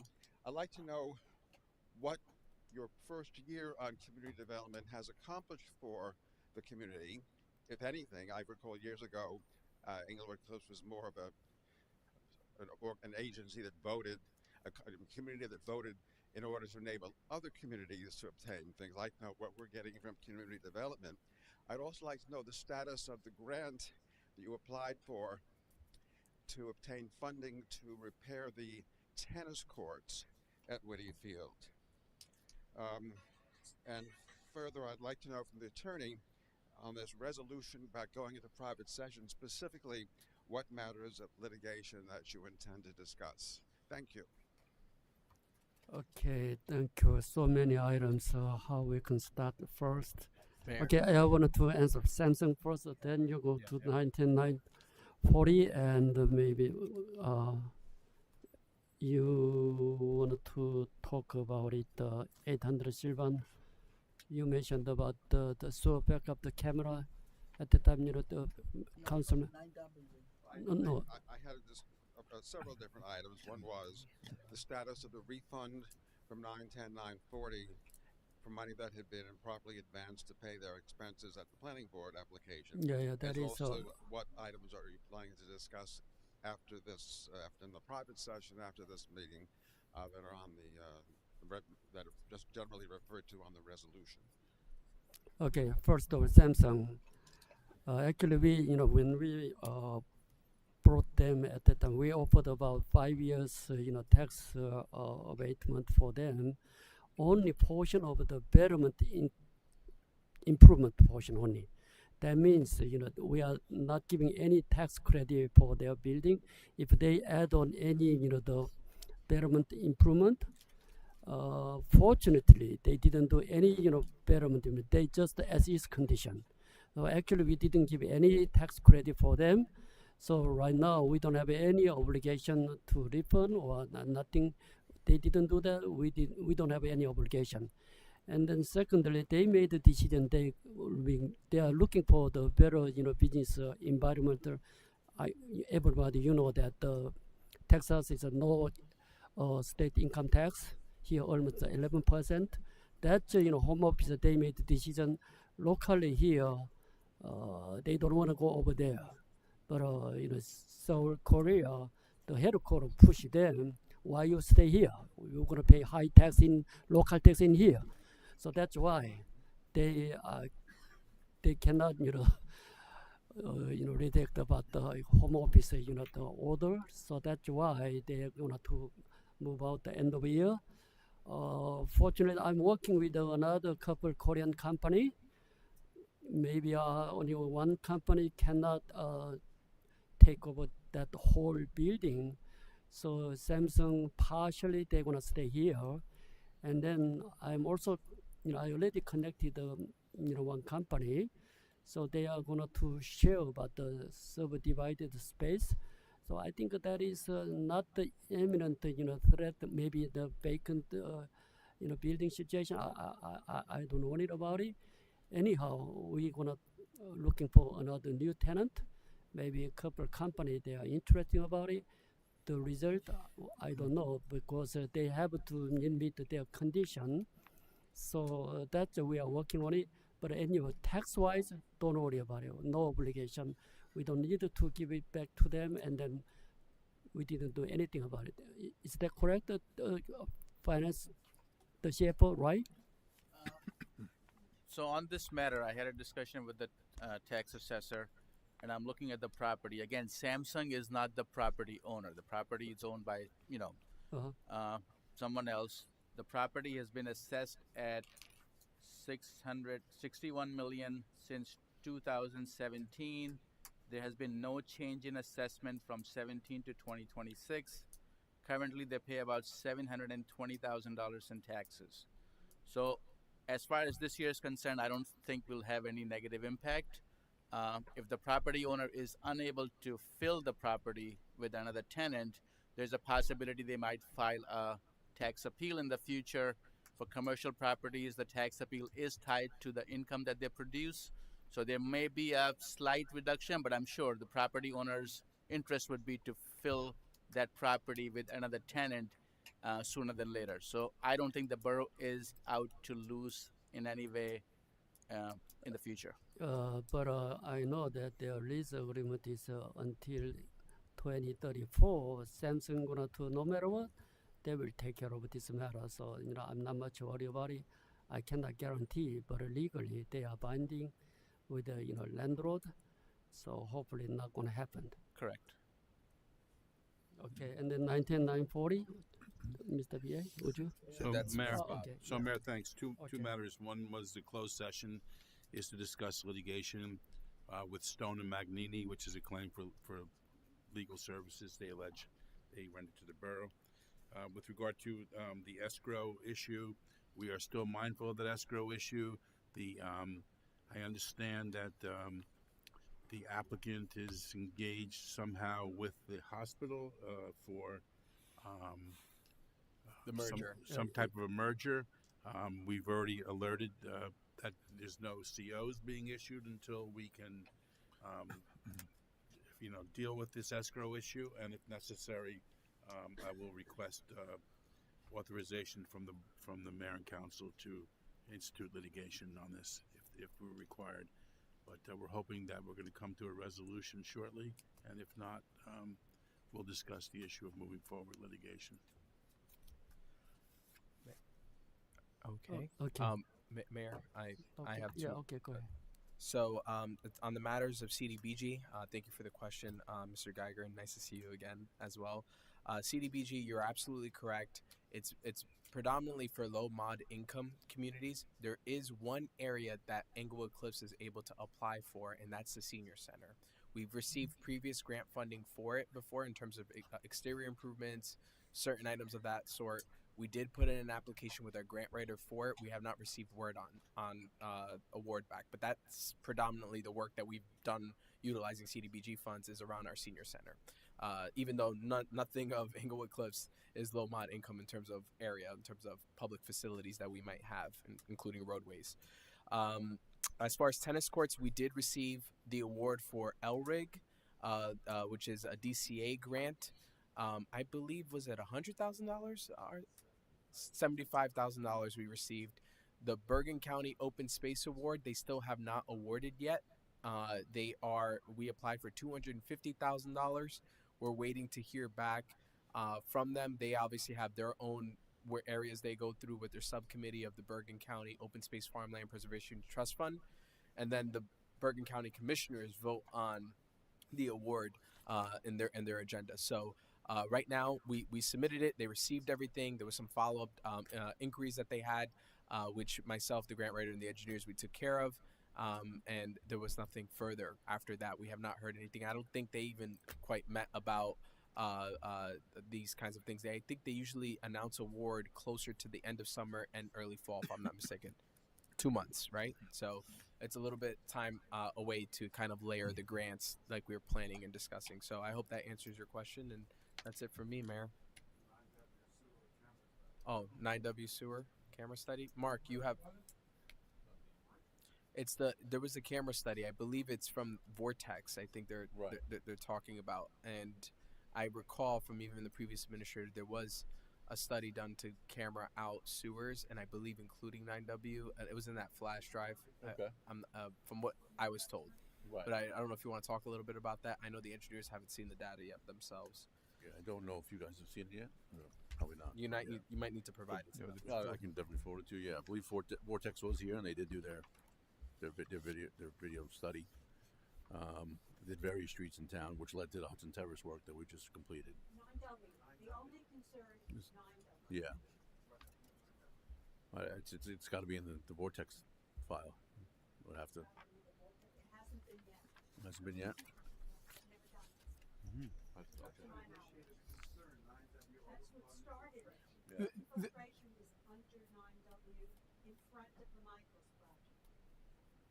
Okay, so some of 9W is on this project, the parts that are above, but that's all that was done in the Boswell report.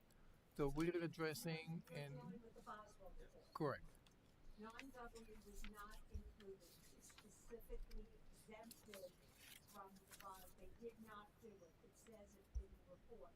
So since that was the genesis of this entire thing, when is 9W being done so we can understand what the true cost is to the borough and if it's going to be increased. And to my understanding on the sanitary sewer piping that we have around here is actually relatively minimal. The 9W section, most of 9W, the pipe actually flows, the sanitary sewer flows off the street to one of the parallel streets. There's only a relatively small section of sanitary sewer from here that flows in 9W itself. According to the sewer map, the sanitary sewer map. Let me check the vortex. Let me check the Yeah. vortex file. You I'm probably sure. I'm need sure it's in there. If it's a small some piece. conversation, some study. You know, Yeah. Then maybe I'm next sure time it's- we can provide more better answer. But I can tell you it's a much smaller length than the overall length we're doing right now as part of this project and part of the whole town wide. That's the problem. Yeah. We know that there's infiltration. That's been documented. In the Collier's report. Okay. That's why That's. we started this way. Tim, you're aware. I don't know. Provide it to us? Yeah, I'll It just all send it to comes you. in different steps and. Yeah. Yeah. I think. Let me check the vortex report. Karen, when you say This the is Michael's part group. of step one, and Yeah. the engineer warrants a conversation I have with Rashid as well. Yes. Tim, There's just other turn on your things that mic. need to be looked at. Yeah. This is a 2 to 3 step process, from what I understand. And, Your mic, Councilman, your mic. yeah, right. This is a 2 to Yeah. 3 step process, from what I understand, and I believe what the engineer is reporting today is the initial step. Am I incorrect in that? And I would even add the majority of the town is covered on this step, the repair. Though there may be a small section that we still need to find out where it stands. Yeah, I think I think you need to look at anything that's south of. You looked at the northern part, but now we need to look at anything that runs south of that part of 9W, please. Yeah. And to go back to what you were saying before, Marty, in terms of what we were dealing with a few years ago, we didn't have the same information. A lot of things have changed since then, engineers as well. But it seems to me that they're on the right track, especially with the cost savings, which was a lot of work that went back and forth. I think between the engineers and the administrator, and I want to just thank everybody with that. You too as well, Rashid. If you want to add anything to it.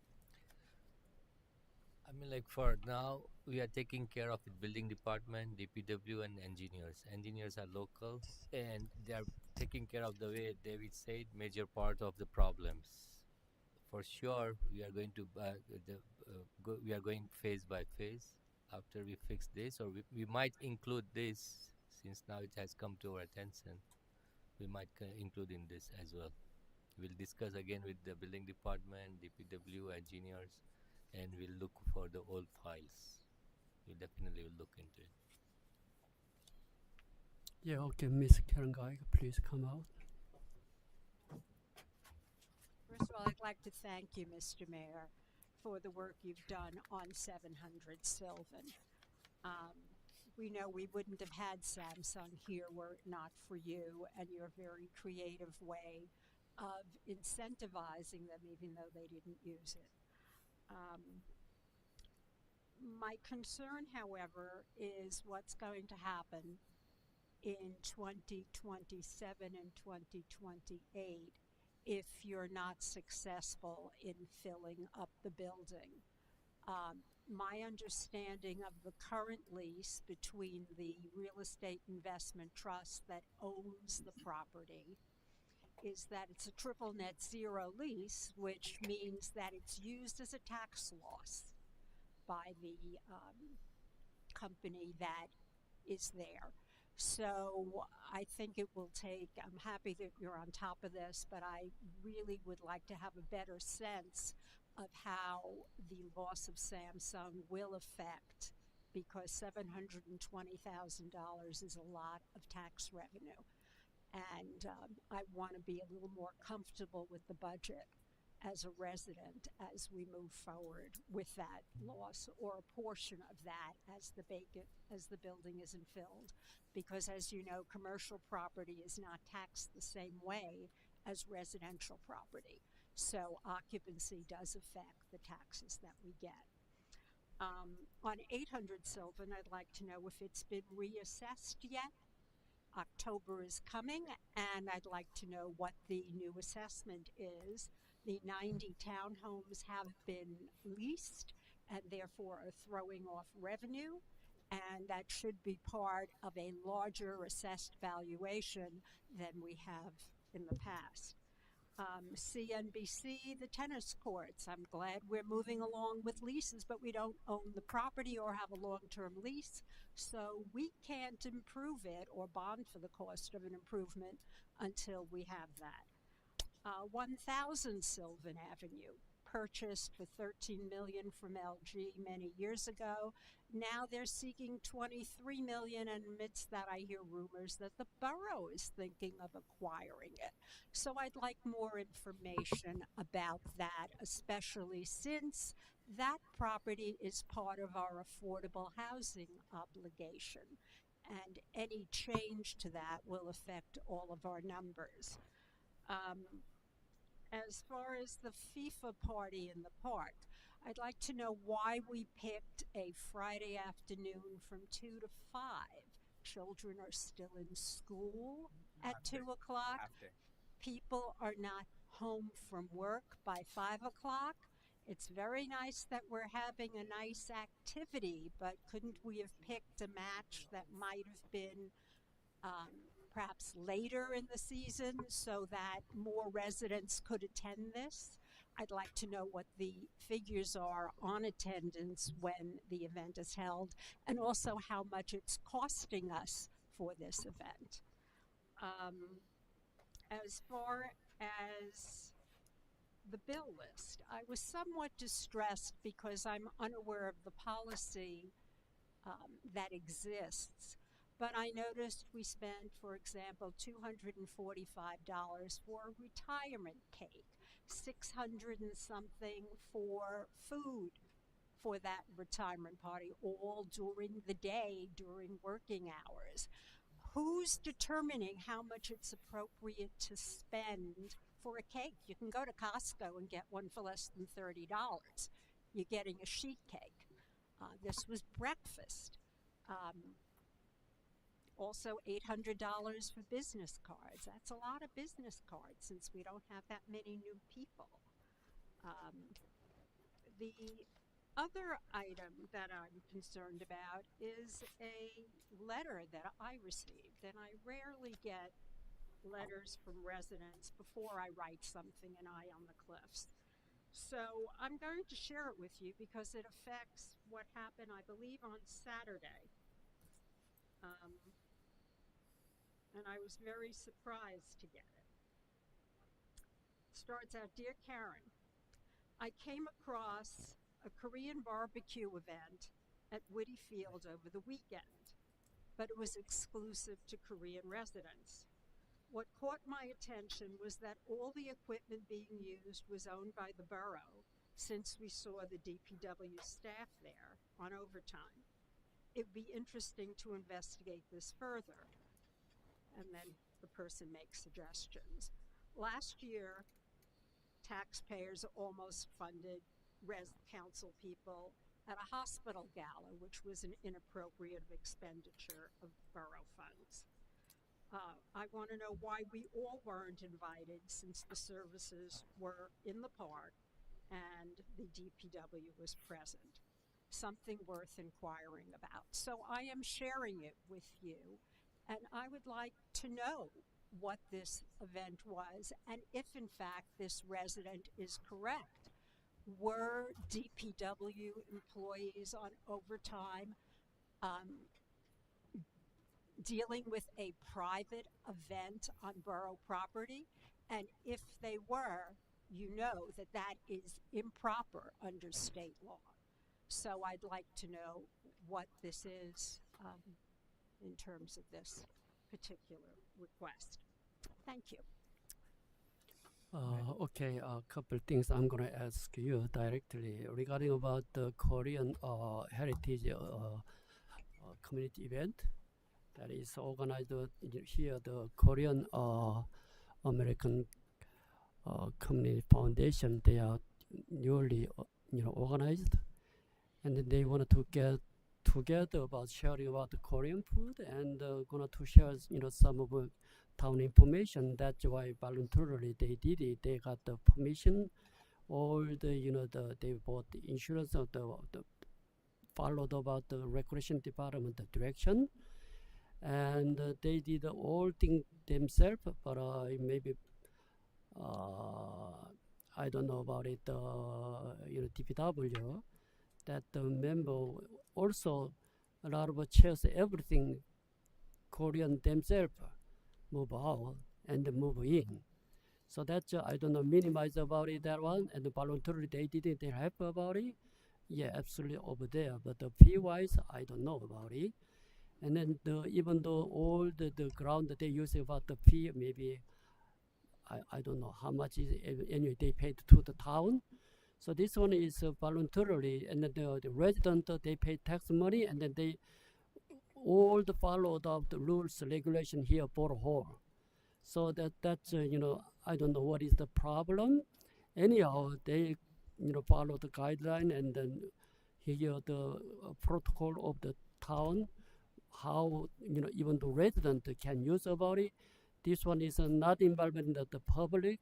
That is truly their own foundation. They paid themselves. They submit all the documentation, all the followed rules and regulation. That's why I don't know they are why complain about it. And even though they are here, the resident also they paid about the tax money. They have the right to use about this, the public facility. Even though a lot of residents they can use about over there. So why this is a problem, I don't know. But that the complaint, even though one, at that time we got, experienced one small, incident between the Little League and that the foundation, because they got the permit, from the 11 to 2 p.m. At that time, the same, a little bit time, the 11 to maybe 12 o'clock, Little League, they played the game. They complained about it. They don't know about this one, and they just got the permit, and then they complained about it, even though the KCAEF they paid it, they got the title, they gonna to do that. So this kind of adjustment later on they can do that, but only Little League only they have a whole thing they are authorized over there. But here, their resident also they are entitled to do that also. That's the small incident happened about it, but finally they are each other mutually, because at that time Korean traditional performance team was there, and they complained about it that is noisy for them. And then Mr. Councilman Mr. Lee approached to them, just stopped about 5 minutes of the game, and then just they the minimize the performance, just 5 minutes. That is making problem. That we don't understand about it. This is a human being. They didn't do whole 1 hour, just 5 minutes. They're gonna do their traditional performance over there. They brought in from the outside. So I don't know. That's you better understand about it. That one. Mayor, Yeah. can I add a little bit to Yeah, it okay. involved? So park amenities are open to everybody, and if you recall the recreation ordinance that we adopted and we changed up to make it constitutional, what have you, it allows for use of facility rentals. The Korean Association that the mayor is referencing did everything properly. Anybody is allowed, organization is allowed to use the facility. Just because the Little League has their event going on, the DPW is there in general because after somebody has an event, when they pay their security deposit, somebody has to make sure that the facilities that were utilized are not destroyed. So they have to follow a checklist. They have to make sure that our facilities are all checked out. And if there's damages or something going on, DPW reports that to Recreation. Recreation holds its security deposit. Chairs are like part of the facility. If people are requesting to utilize chairs for their seating arrangements, they're allowed to. They paid a security deposit and they paid a permit fee. So they're allowed to request electricity, request, certain items that they need to have on standby. We had multiple events happening that weekend. It was an administrative ask of DPW to be there just to make sure the park was not left a mess. So it doesn't burden our public safety personnel, it doesn't burden DPW, but there was no illegal activity. DPW is able to be there on site for overtime per administration's request to make sure everything checks out. They needed to be there anyway because we had a use of facility rental. So they need to be there to make sure that trash is not overfilling the trash can. They need to make sure that the park is cleaned up. If there is an issue where there's a facility that was destroyed, it's immediately reported and it's handled. So that's why we have a checklist in our permit post-event, and this is no secret to any town, really, to have this type of stuff. So it's really a procedural thing why we had DPW there, but it was administrative. But DPW was not exclusive to the Korean event. Are the costs of the DPW's presence for any of these permitted events, be they Korean, be they Little League, be they the Jewish JBL fund, whatever, are they covered by the permit fees, or are they covered by the borough? Because if they're covered by the borough and not by the permit fees, you may consider changing your permit fees to make those kinds of costs chargeable to the people who are renting or using our facilities. That would be my suggestion, hearing what's going on. Yeah, the number that we collected for the permit fee, when we did our calculation, we were doing our market analysis of what other towns charge. It includes for additional personnel that you might need to cover for. So, I mean, you can't charge a field permit for like $500, right? It'll be outside of the norm for somebody that's trying to rent it for. I mean, you could probably do it. It depends on the whole day or the hourly structure. I'm sure we revamped our numbers, but the point of the number that Dan worked it out in terms of doing the ordinance was doing the market analysis that includes personnel for the weekend that might need to be there for 2 or 3, 4 hours. Am I correct, Dan? We worked with the consultant to make sure that our fees were in line with other communities. The goal, and this was interesting because he explained it to me, we're not trying to make profit. What we're trying to do is make the facilities available, number one, to the community, because you're already paying tax dollars. That gives you a right to be able to have some kind of event. And then we have fees associated, which the Korean American Society paid for. They paid their deposit exactly according to the ordinance. The reason why we went into those details with the consultant was to make sure the fees are in line. And if we find after the fact that there's a big discrepancy, then we can adjust those fees in a future resolution. But the goal of the park is to allow participants. And as our administrator said, that's something that's by New Jersey Constitution. Anybody's allowed to use it.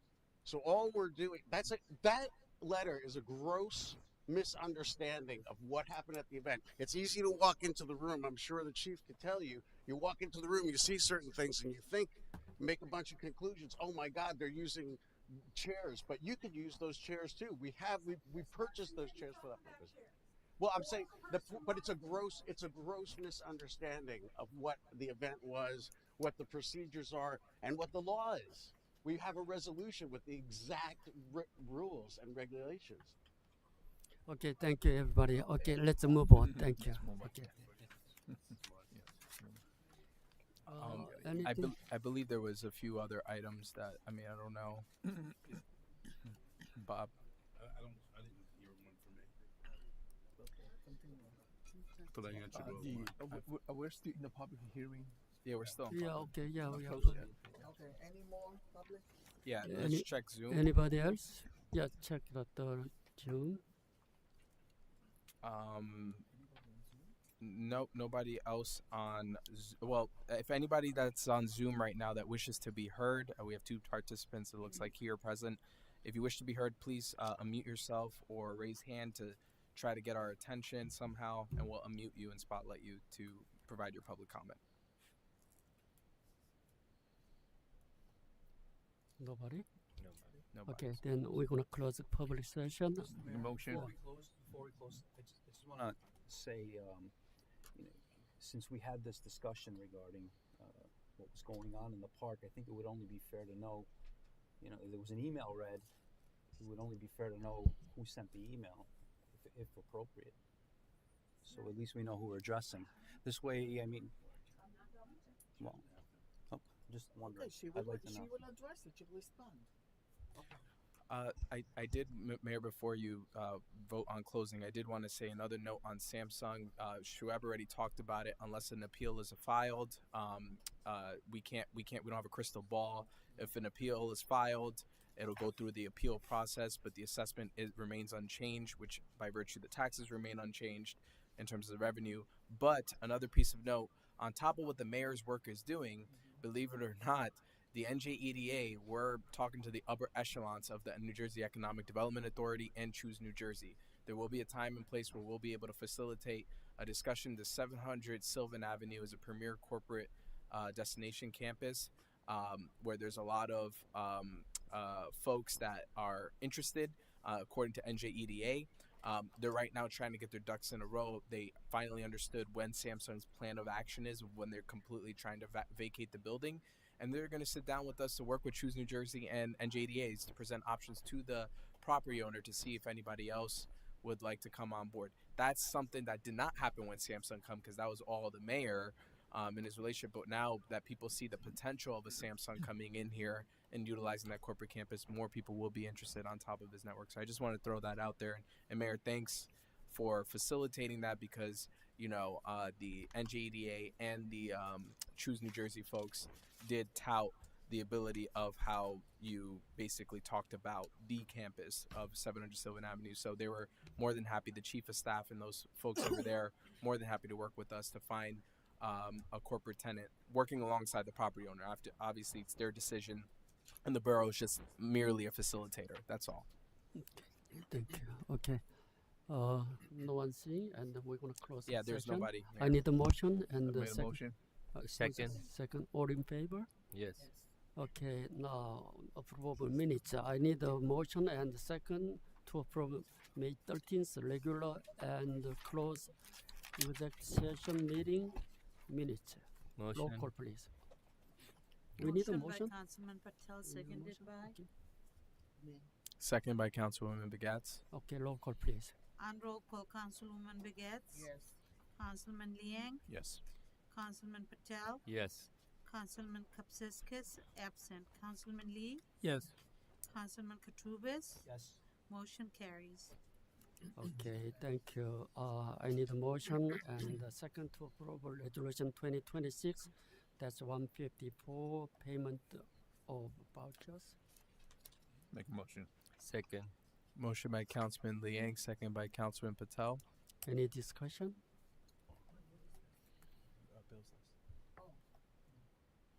Anyone, any discussion? No. Okay, then thank you, Madam Clerk. Please, roll call, please. On roll call, Councilwoman Begets. Yes. Councilman Liang. Yes. Councilman Patel. Yes. Councilman Kapsiskis, absent. Councilman Lee. Yes. Councilman Katrubis. Yes. Motion carries. Okay, now, 2026 municipal budget items, adoption of ordinance. Ordinance number 2026-10. I need a motion and a second for second reading of the ordinance Make a motion. number 2026-10. Second. Okay, roll call, please. Motion by Councilman Liang, seconded by Councilman Patel. On roll call, Councilwoman Begets. Yes. Councilman Liang. Yes. Councilman Patel. Yes. Councilman Kapsiskis, absent. Councilman Lee. Yes. Councilman Katrubis. Yes. Motion carries. Okay, I need a motion and Let me just okay. Oh, read lead, this. yeah, the lead resolution. Okay. Ordinance 2026-10, an ordinance to exceed the municipal budget appropriation limits and to establish a cap bank for calendar year 2026 as NJSA 40A:4-45.14. Oh, for the record, it's 26, not 25. Just for members. Yeah. Yeah, I did you say have it? 26, Okay. I was just going by Thank you. on the Okay, outline. thank you. I need a motion and second to open the floor for the ordinance number 2026-10. All in favor? Aye. Yeah. Okay. Who motioned it? I'm the motion. Motion by Councilman Second. Liang, second by Councilman Patel. All in favor? Yes. Okay. No, Any member wanted to speak? This Please is on the come. cap bank ordinance, the index rate ordinance. Anybody wishes to come forward to be heard on that ordinance, please do so now. Anybody online? Seeing no one, Mayor, would be Okay, I need a appropriate motion. to make a motion to adopt. Okay, okay, motion to close. Motion and second. I need it. I make a motion. Second. Motion by Councilman Liang, second by Councilman Patel to close the public portion. All in favor? Yes. Any opposed? So moved. So So move. Okay. And now we need a motion second, Mayor, to adopt and advertise ordinance number 2026-10, the 2026 index rate ordinance, as read into the record. Okay. I need a motion and a second of the order to read about it, this one. No, we just need to motion to adopt and advertise. Okay. Okay, I need And a of course, motion yeah. and a second adopt the order advertise ordinance number 2020-10. Oh, Motion. who needs second? Motion by Councilman Patel, second by Councilman Liang. Okay, could you read the roll call? Okay. On roll call, Councilwoman Begets? Yes. Councilman Liang? Yeah. Councilman Patel? Yes. Councilman Kapsiskis absent. Councilman Lee? Yes. Councilman Katrubis? Yes. Motion carries. Now we're at the public hearing of the budget, Mayor. Okay, I need a motion to the public hearing on the 2026 municipal budget. Motion. Anybody second? Second. Okay, Motion by Councilman Patel, second by, that was Councilwoman Begats. All in favor? Aye. Yes. okay, I need, okay. Any- Okay, anybody wanted to Excuse me, speak? what ordinance was that? This is the public hearing. This is so we Public did the hearing cap for- bank ordinance, and now this is the official hearing on the budget Yeah, as advertised. okay. Yeah, Ms. Karankai, please come out. First of all, just as a curiosity, the $533 that you mentioned, what exactly was the item that they took? And then let me just make my other comments and then you can answer. I'm just curious because it's so germane. At the last meeting when you introduced the budget, there seemed to be a disagreement amongst some of the members of the council and the mayor, and I want to side with the mayor on this one. I think that this budget, which uses $1.2 million in one-time revenues for the sewer connection fees, which will not be repeated next year because it basically derives from 800 Sylvan coming on board, and which uses $3 million from surplus as opposed to the 2.4 that we've used in the past at the highest levels, without, and which relies on the increased assessed valuation of the borough to lower the impact on residents, is basically not sound fiscal planning for the future. Sometimes it's important to bite the bullet, and if your expenses are such that you believe it's necessary to raise taxes, to do so, and not to delude residents or to politicize the budget process by coming in with a zero increase, which is neither reasonable or sustainable in the future. And now with the problem of Samsung, and we all know what happened with 800 Sylvan. they did come back for a tax reduction, and it went back to 2017 when they finally asked for it, and we had to pay it. So I would not say we have to, so the future is not clear. It is not promising. We don't know how much 800 Sylvan is going to contribute next year. We have a budget that relies significantly on one-time revenues, on the excess use of surplus, and which doesn't significantly reduce expenditures. You look at something like the $245 expenditure for a cake, and you could see that no real efforts have been made to really review the detail of what's in this budget and to make a sound planning move so that the budget will be in keeping and will pave the way for what we can expect in the future. It's very nice to plug a hole and say, once again, I'm running for election, once again, no tax increase. But, as they say, I'm not going to repeat it, hits the fan, and it's coming. And unless you take a really good look at expenditures, a really good look at what's non-recurring revenue, and make the kinds of decisions that it's incumbent upon you to make, perhaps increasing taxes for the first time, so residents understand that we're not at zero increase in spending. We are using revenues that we will not have in the future to bridge a gap. Thank you. Okay, thank you. Anybody else? Okay. Seeing no one. If anybody's on Zoom that wishes to be heard on the 2026 municipal budget and the municipal budget only, please unmute yourself or try to get our attention. We'll unmute you and spotlight you for you to provide your public comment. Once, twice. Oh, Mayor. Okay, no one seeing, no one hearing. I'm going to close the public portion. I need a motion. Make a motion. Any second? All in favor? Aye. Okay. Let's move on adoption of ordinance. Bob, would you take it on? Sure, Mayor.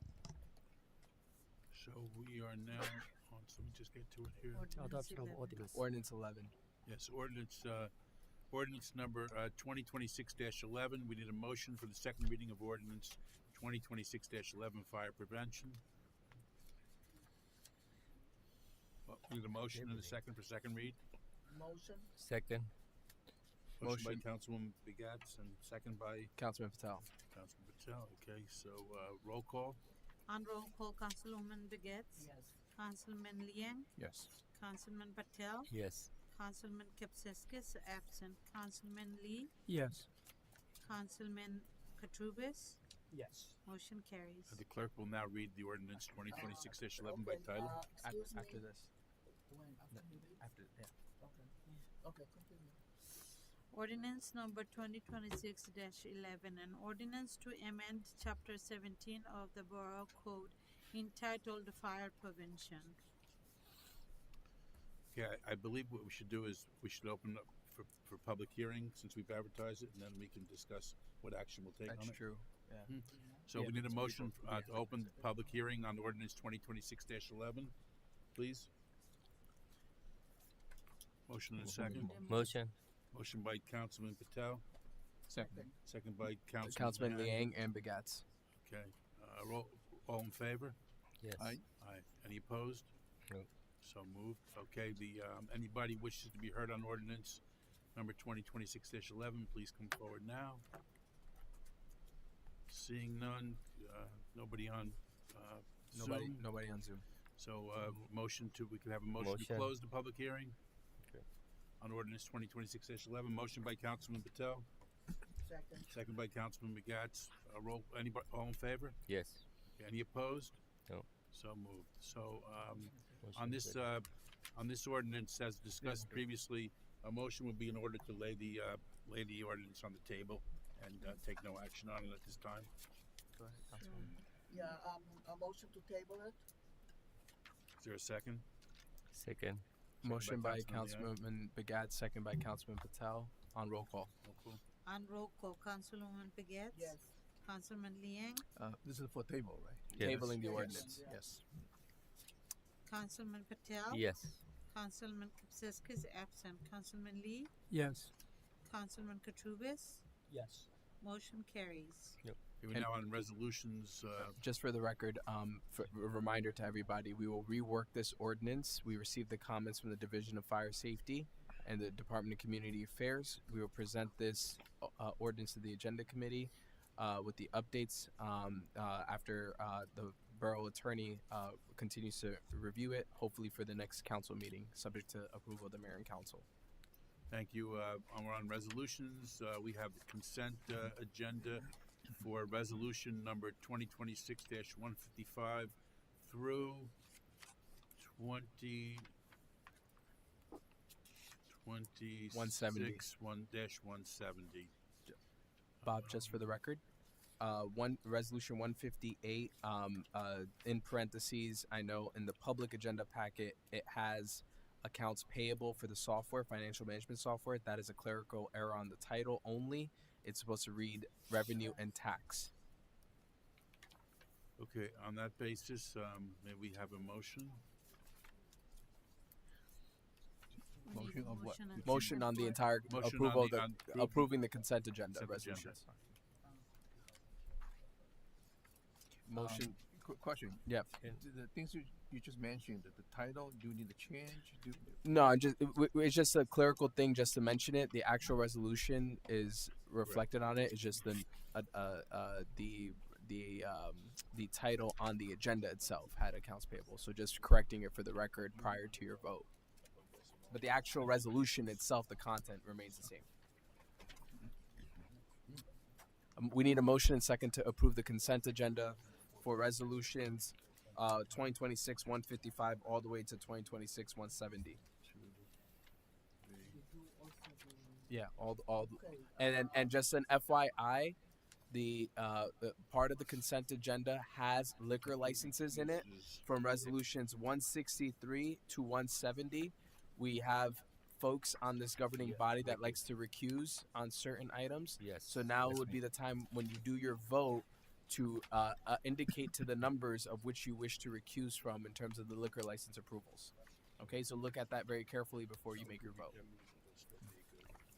All right, but we need a motion and second for the consent agenda approval. Make a motion. Motion by Councilwoman Begat, second motion, and Councilman Liang. We need a second. Okay, roll call? No, we need a second. Oh, second. Sorry. Second on the approving the consent agenda items. We just need a second, folks. No, we have two motions. So we need a second. Can We- someone make a second? This is on the consent agenda resolutions, folks. We Just to need- get it for a vote. We're just to set up the vote. Yeah, we need a second. Yeah. Who made the motion? Nobody second. Motion by Councilman Councilwoman Begats made the Begats motion. and Councilman Do we have a Liang. second? We need a second. I made a motion. Two people motioned. We need 1 second. Okay, so why don't we just change that? How about you make the motion, I make Councilwoman second. Begets? Okay. and Motion by Councilman Liang, Councilwoman second? Begat, second Okay. by Councilman Liang. Okay, then roll call. On roll call, please make your votes, especially with the liquor licenses. On roll call, Councilwoman Begets? Yes. Yes to all, right? Yes. Councilman Liang? Yes to all. Councilman Patel? Other than 2026-163 to 170. You are recusing on those Recusing. items? Yes. For the record, Councilman Rashid Patel says yes to all items and is recusing himself from resolutions 2026-163 all the way to 170. Okay. Next one, Beauty. Who's next? Councilman Kapsiskis absent. Councilman Lee? Yes. Yes to all, Councilman? Yes to all, right? Okay, yes to all for Councilman Lee. Councilman Katrubis? Yes to all, but I'd like to recuse from 170. 170? Okay. It's fine. Okay. That's fine. Keep going. Motion carries. Motion carries. Okay. Perfect.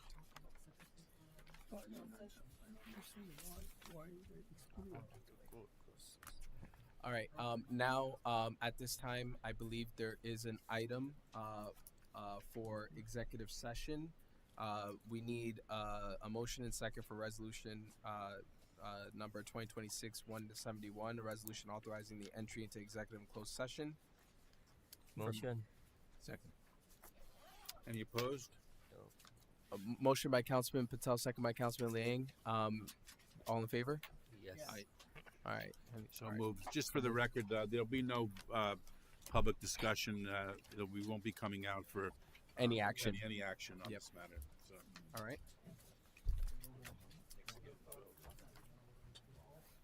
Give me a second, everyone. Let me do my thing, beauty. Just give me a second. What happened? So only he only recused 170. He recused. All right, give me 1 second. Let me just mute. Yeah. Give me 1 second. Pause this, please. Yeah, I'll do. Oh, you want me to move? Yeah, please. Start going over there.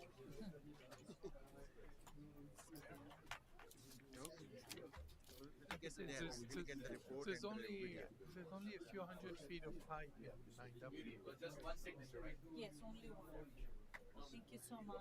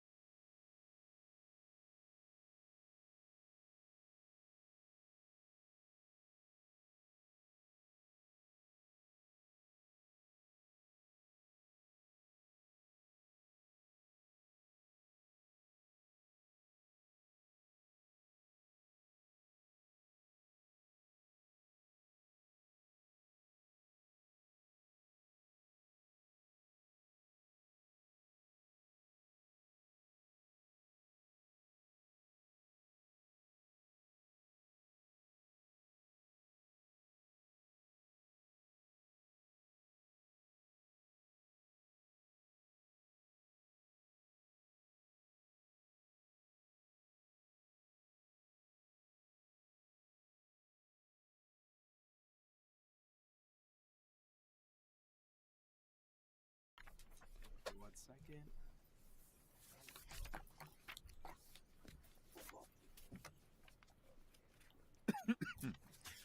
All right, we're going live. All right, everything is running, Mayor. Okay, we're back on the record. If we can have a roll call, please. Motion to Motion to come out of executive session. Motion. Second. Motion by Councilwoman Begat, second by Councilman Patel. All in favor? Yes. Okay. What is next? Okay, so under the prior resolution number 2026-170, we just want to. There was a motion and a second on the consent, and we had a vote, but we're going to just re-vote that because we didn't have enough votes, and I think we're going to change that. The council is going to change that vote. So, can we have a motion again on resolution 2026-170 to approve? Yes. Motion by Councilwoman Begets, second by Councilman Liang. Okay, roll call on 2026-170. On roll call, Councilwoman Begay. On 170 or the entire consent agenda? No, just 170. On just 170, okay. On roll call, Councilwoman Begets. Yes. Councilman Liang. Yes. Councilman Patel. Recuse. Councilman Kapsiskis absent. Councilman Lee. Yes. Councilman Katrubis. Yes. Motion carries.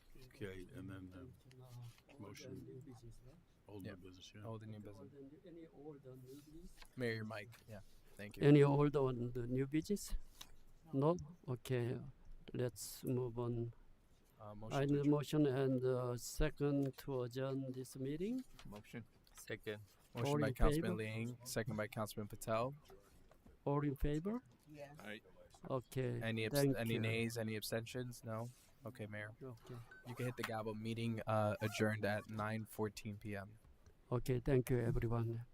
Good night, everybody. Thank you. 1 second. Let me do my thing. Let me do it. Let me do it. Let me do it.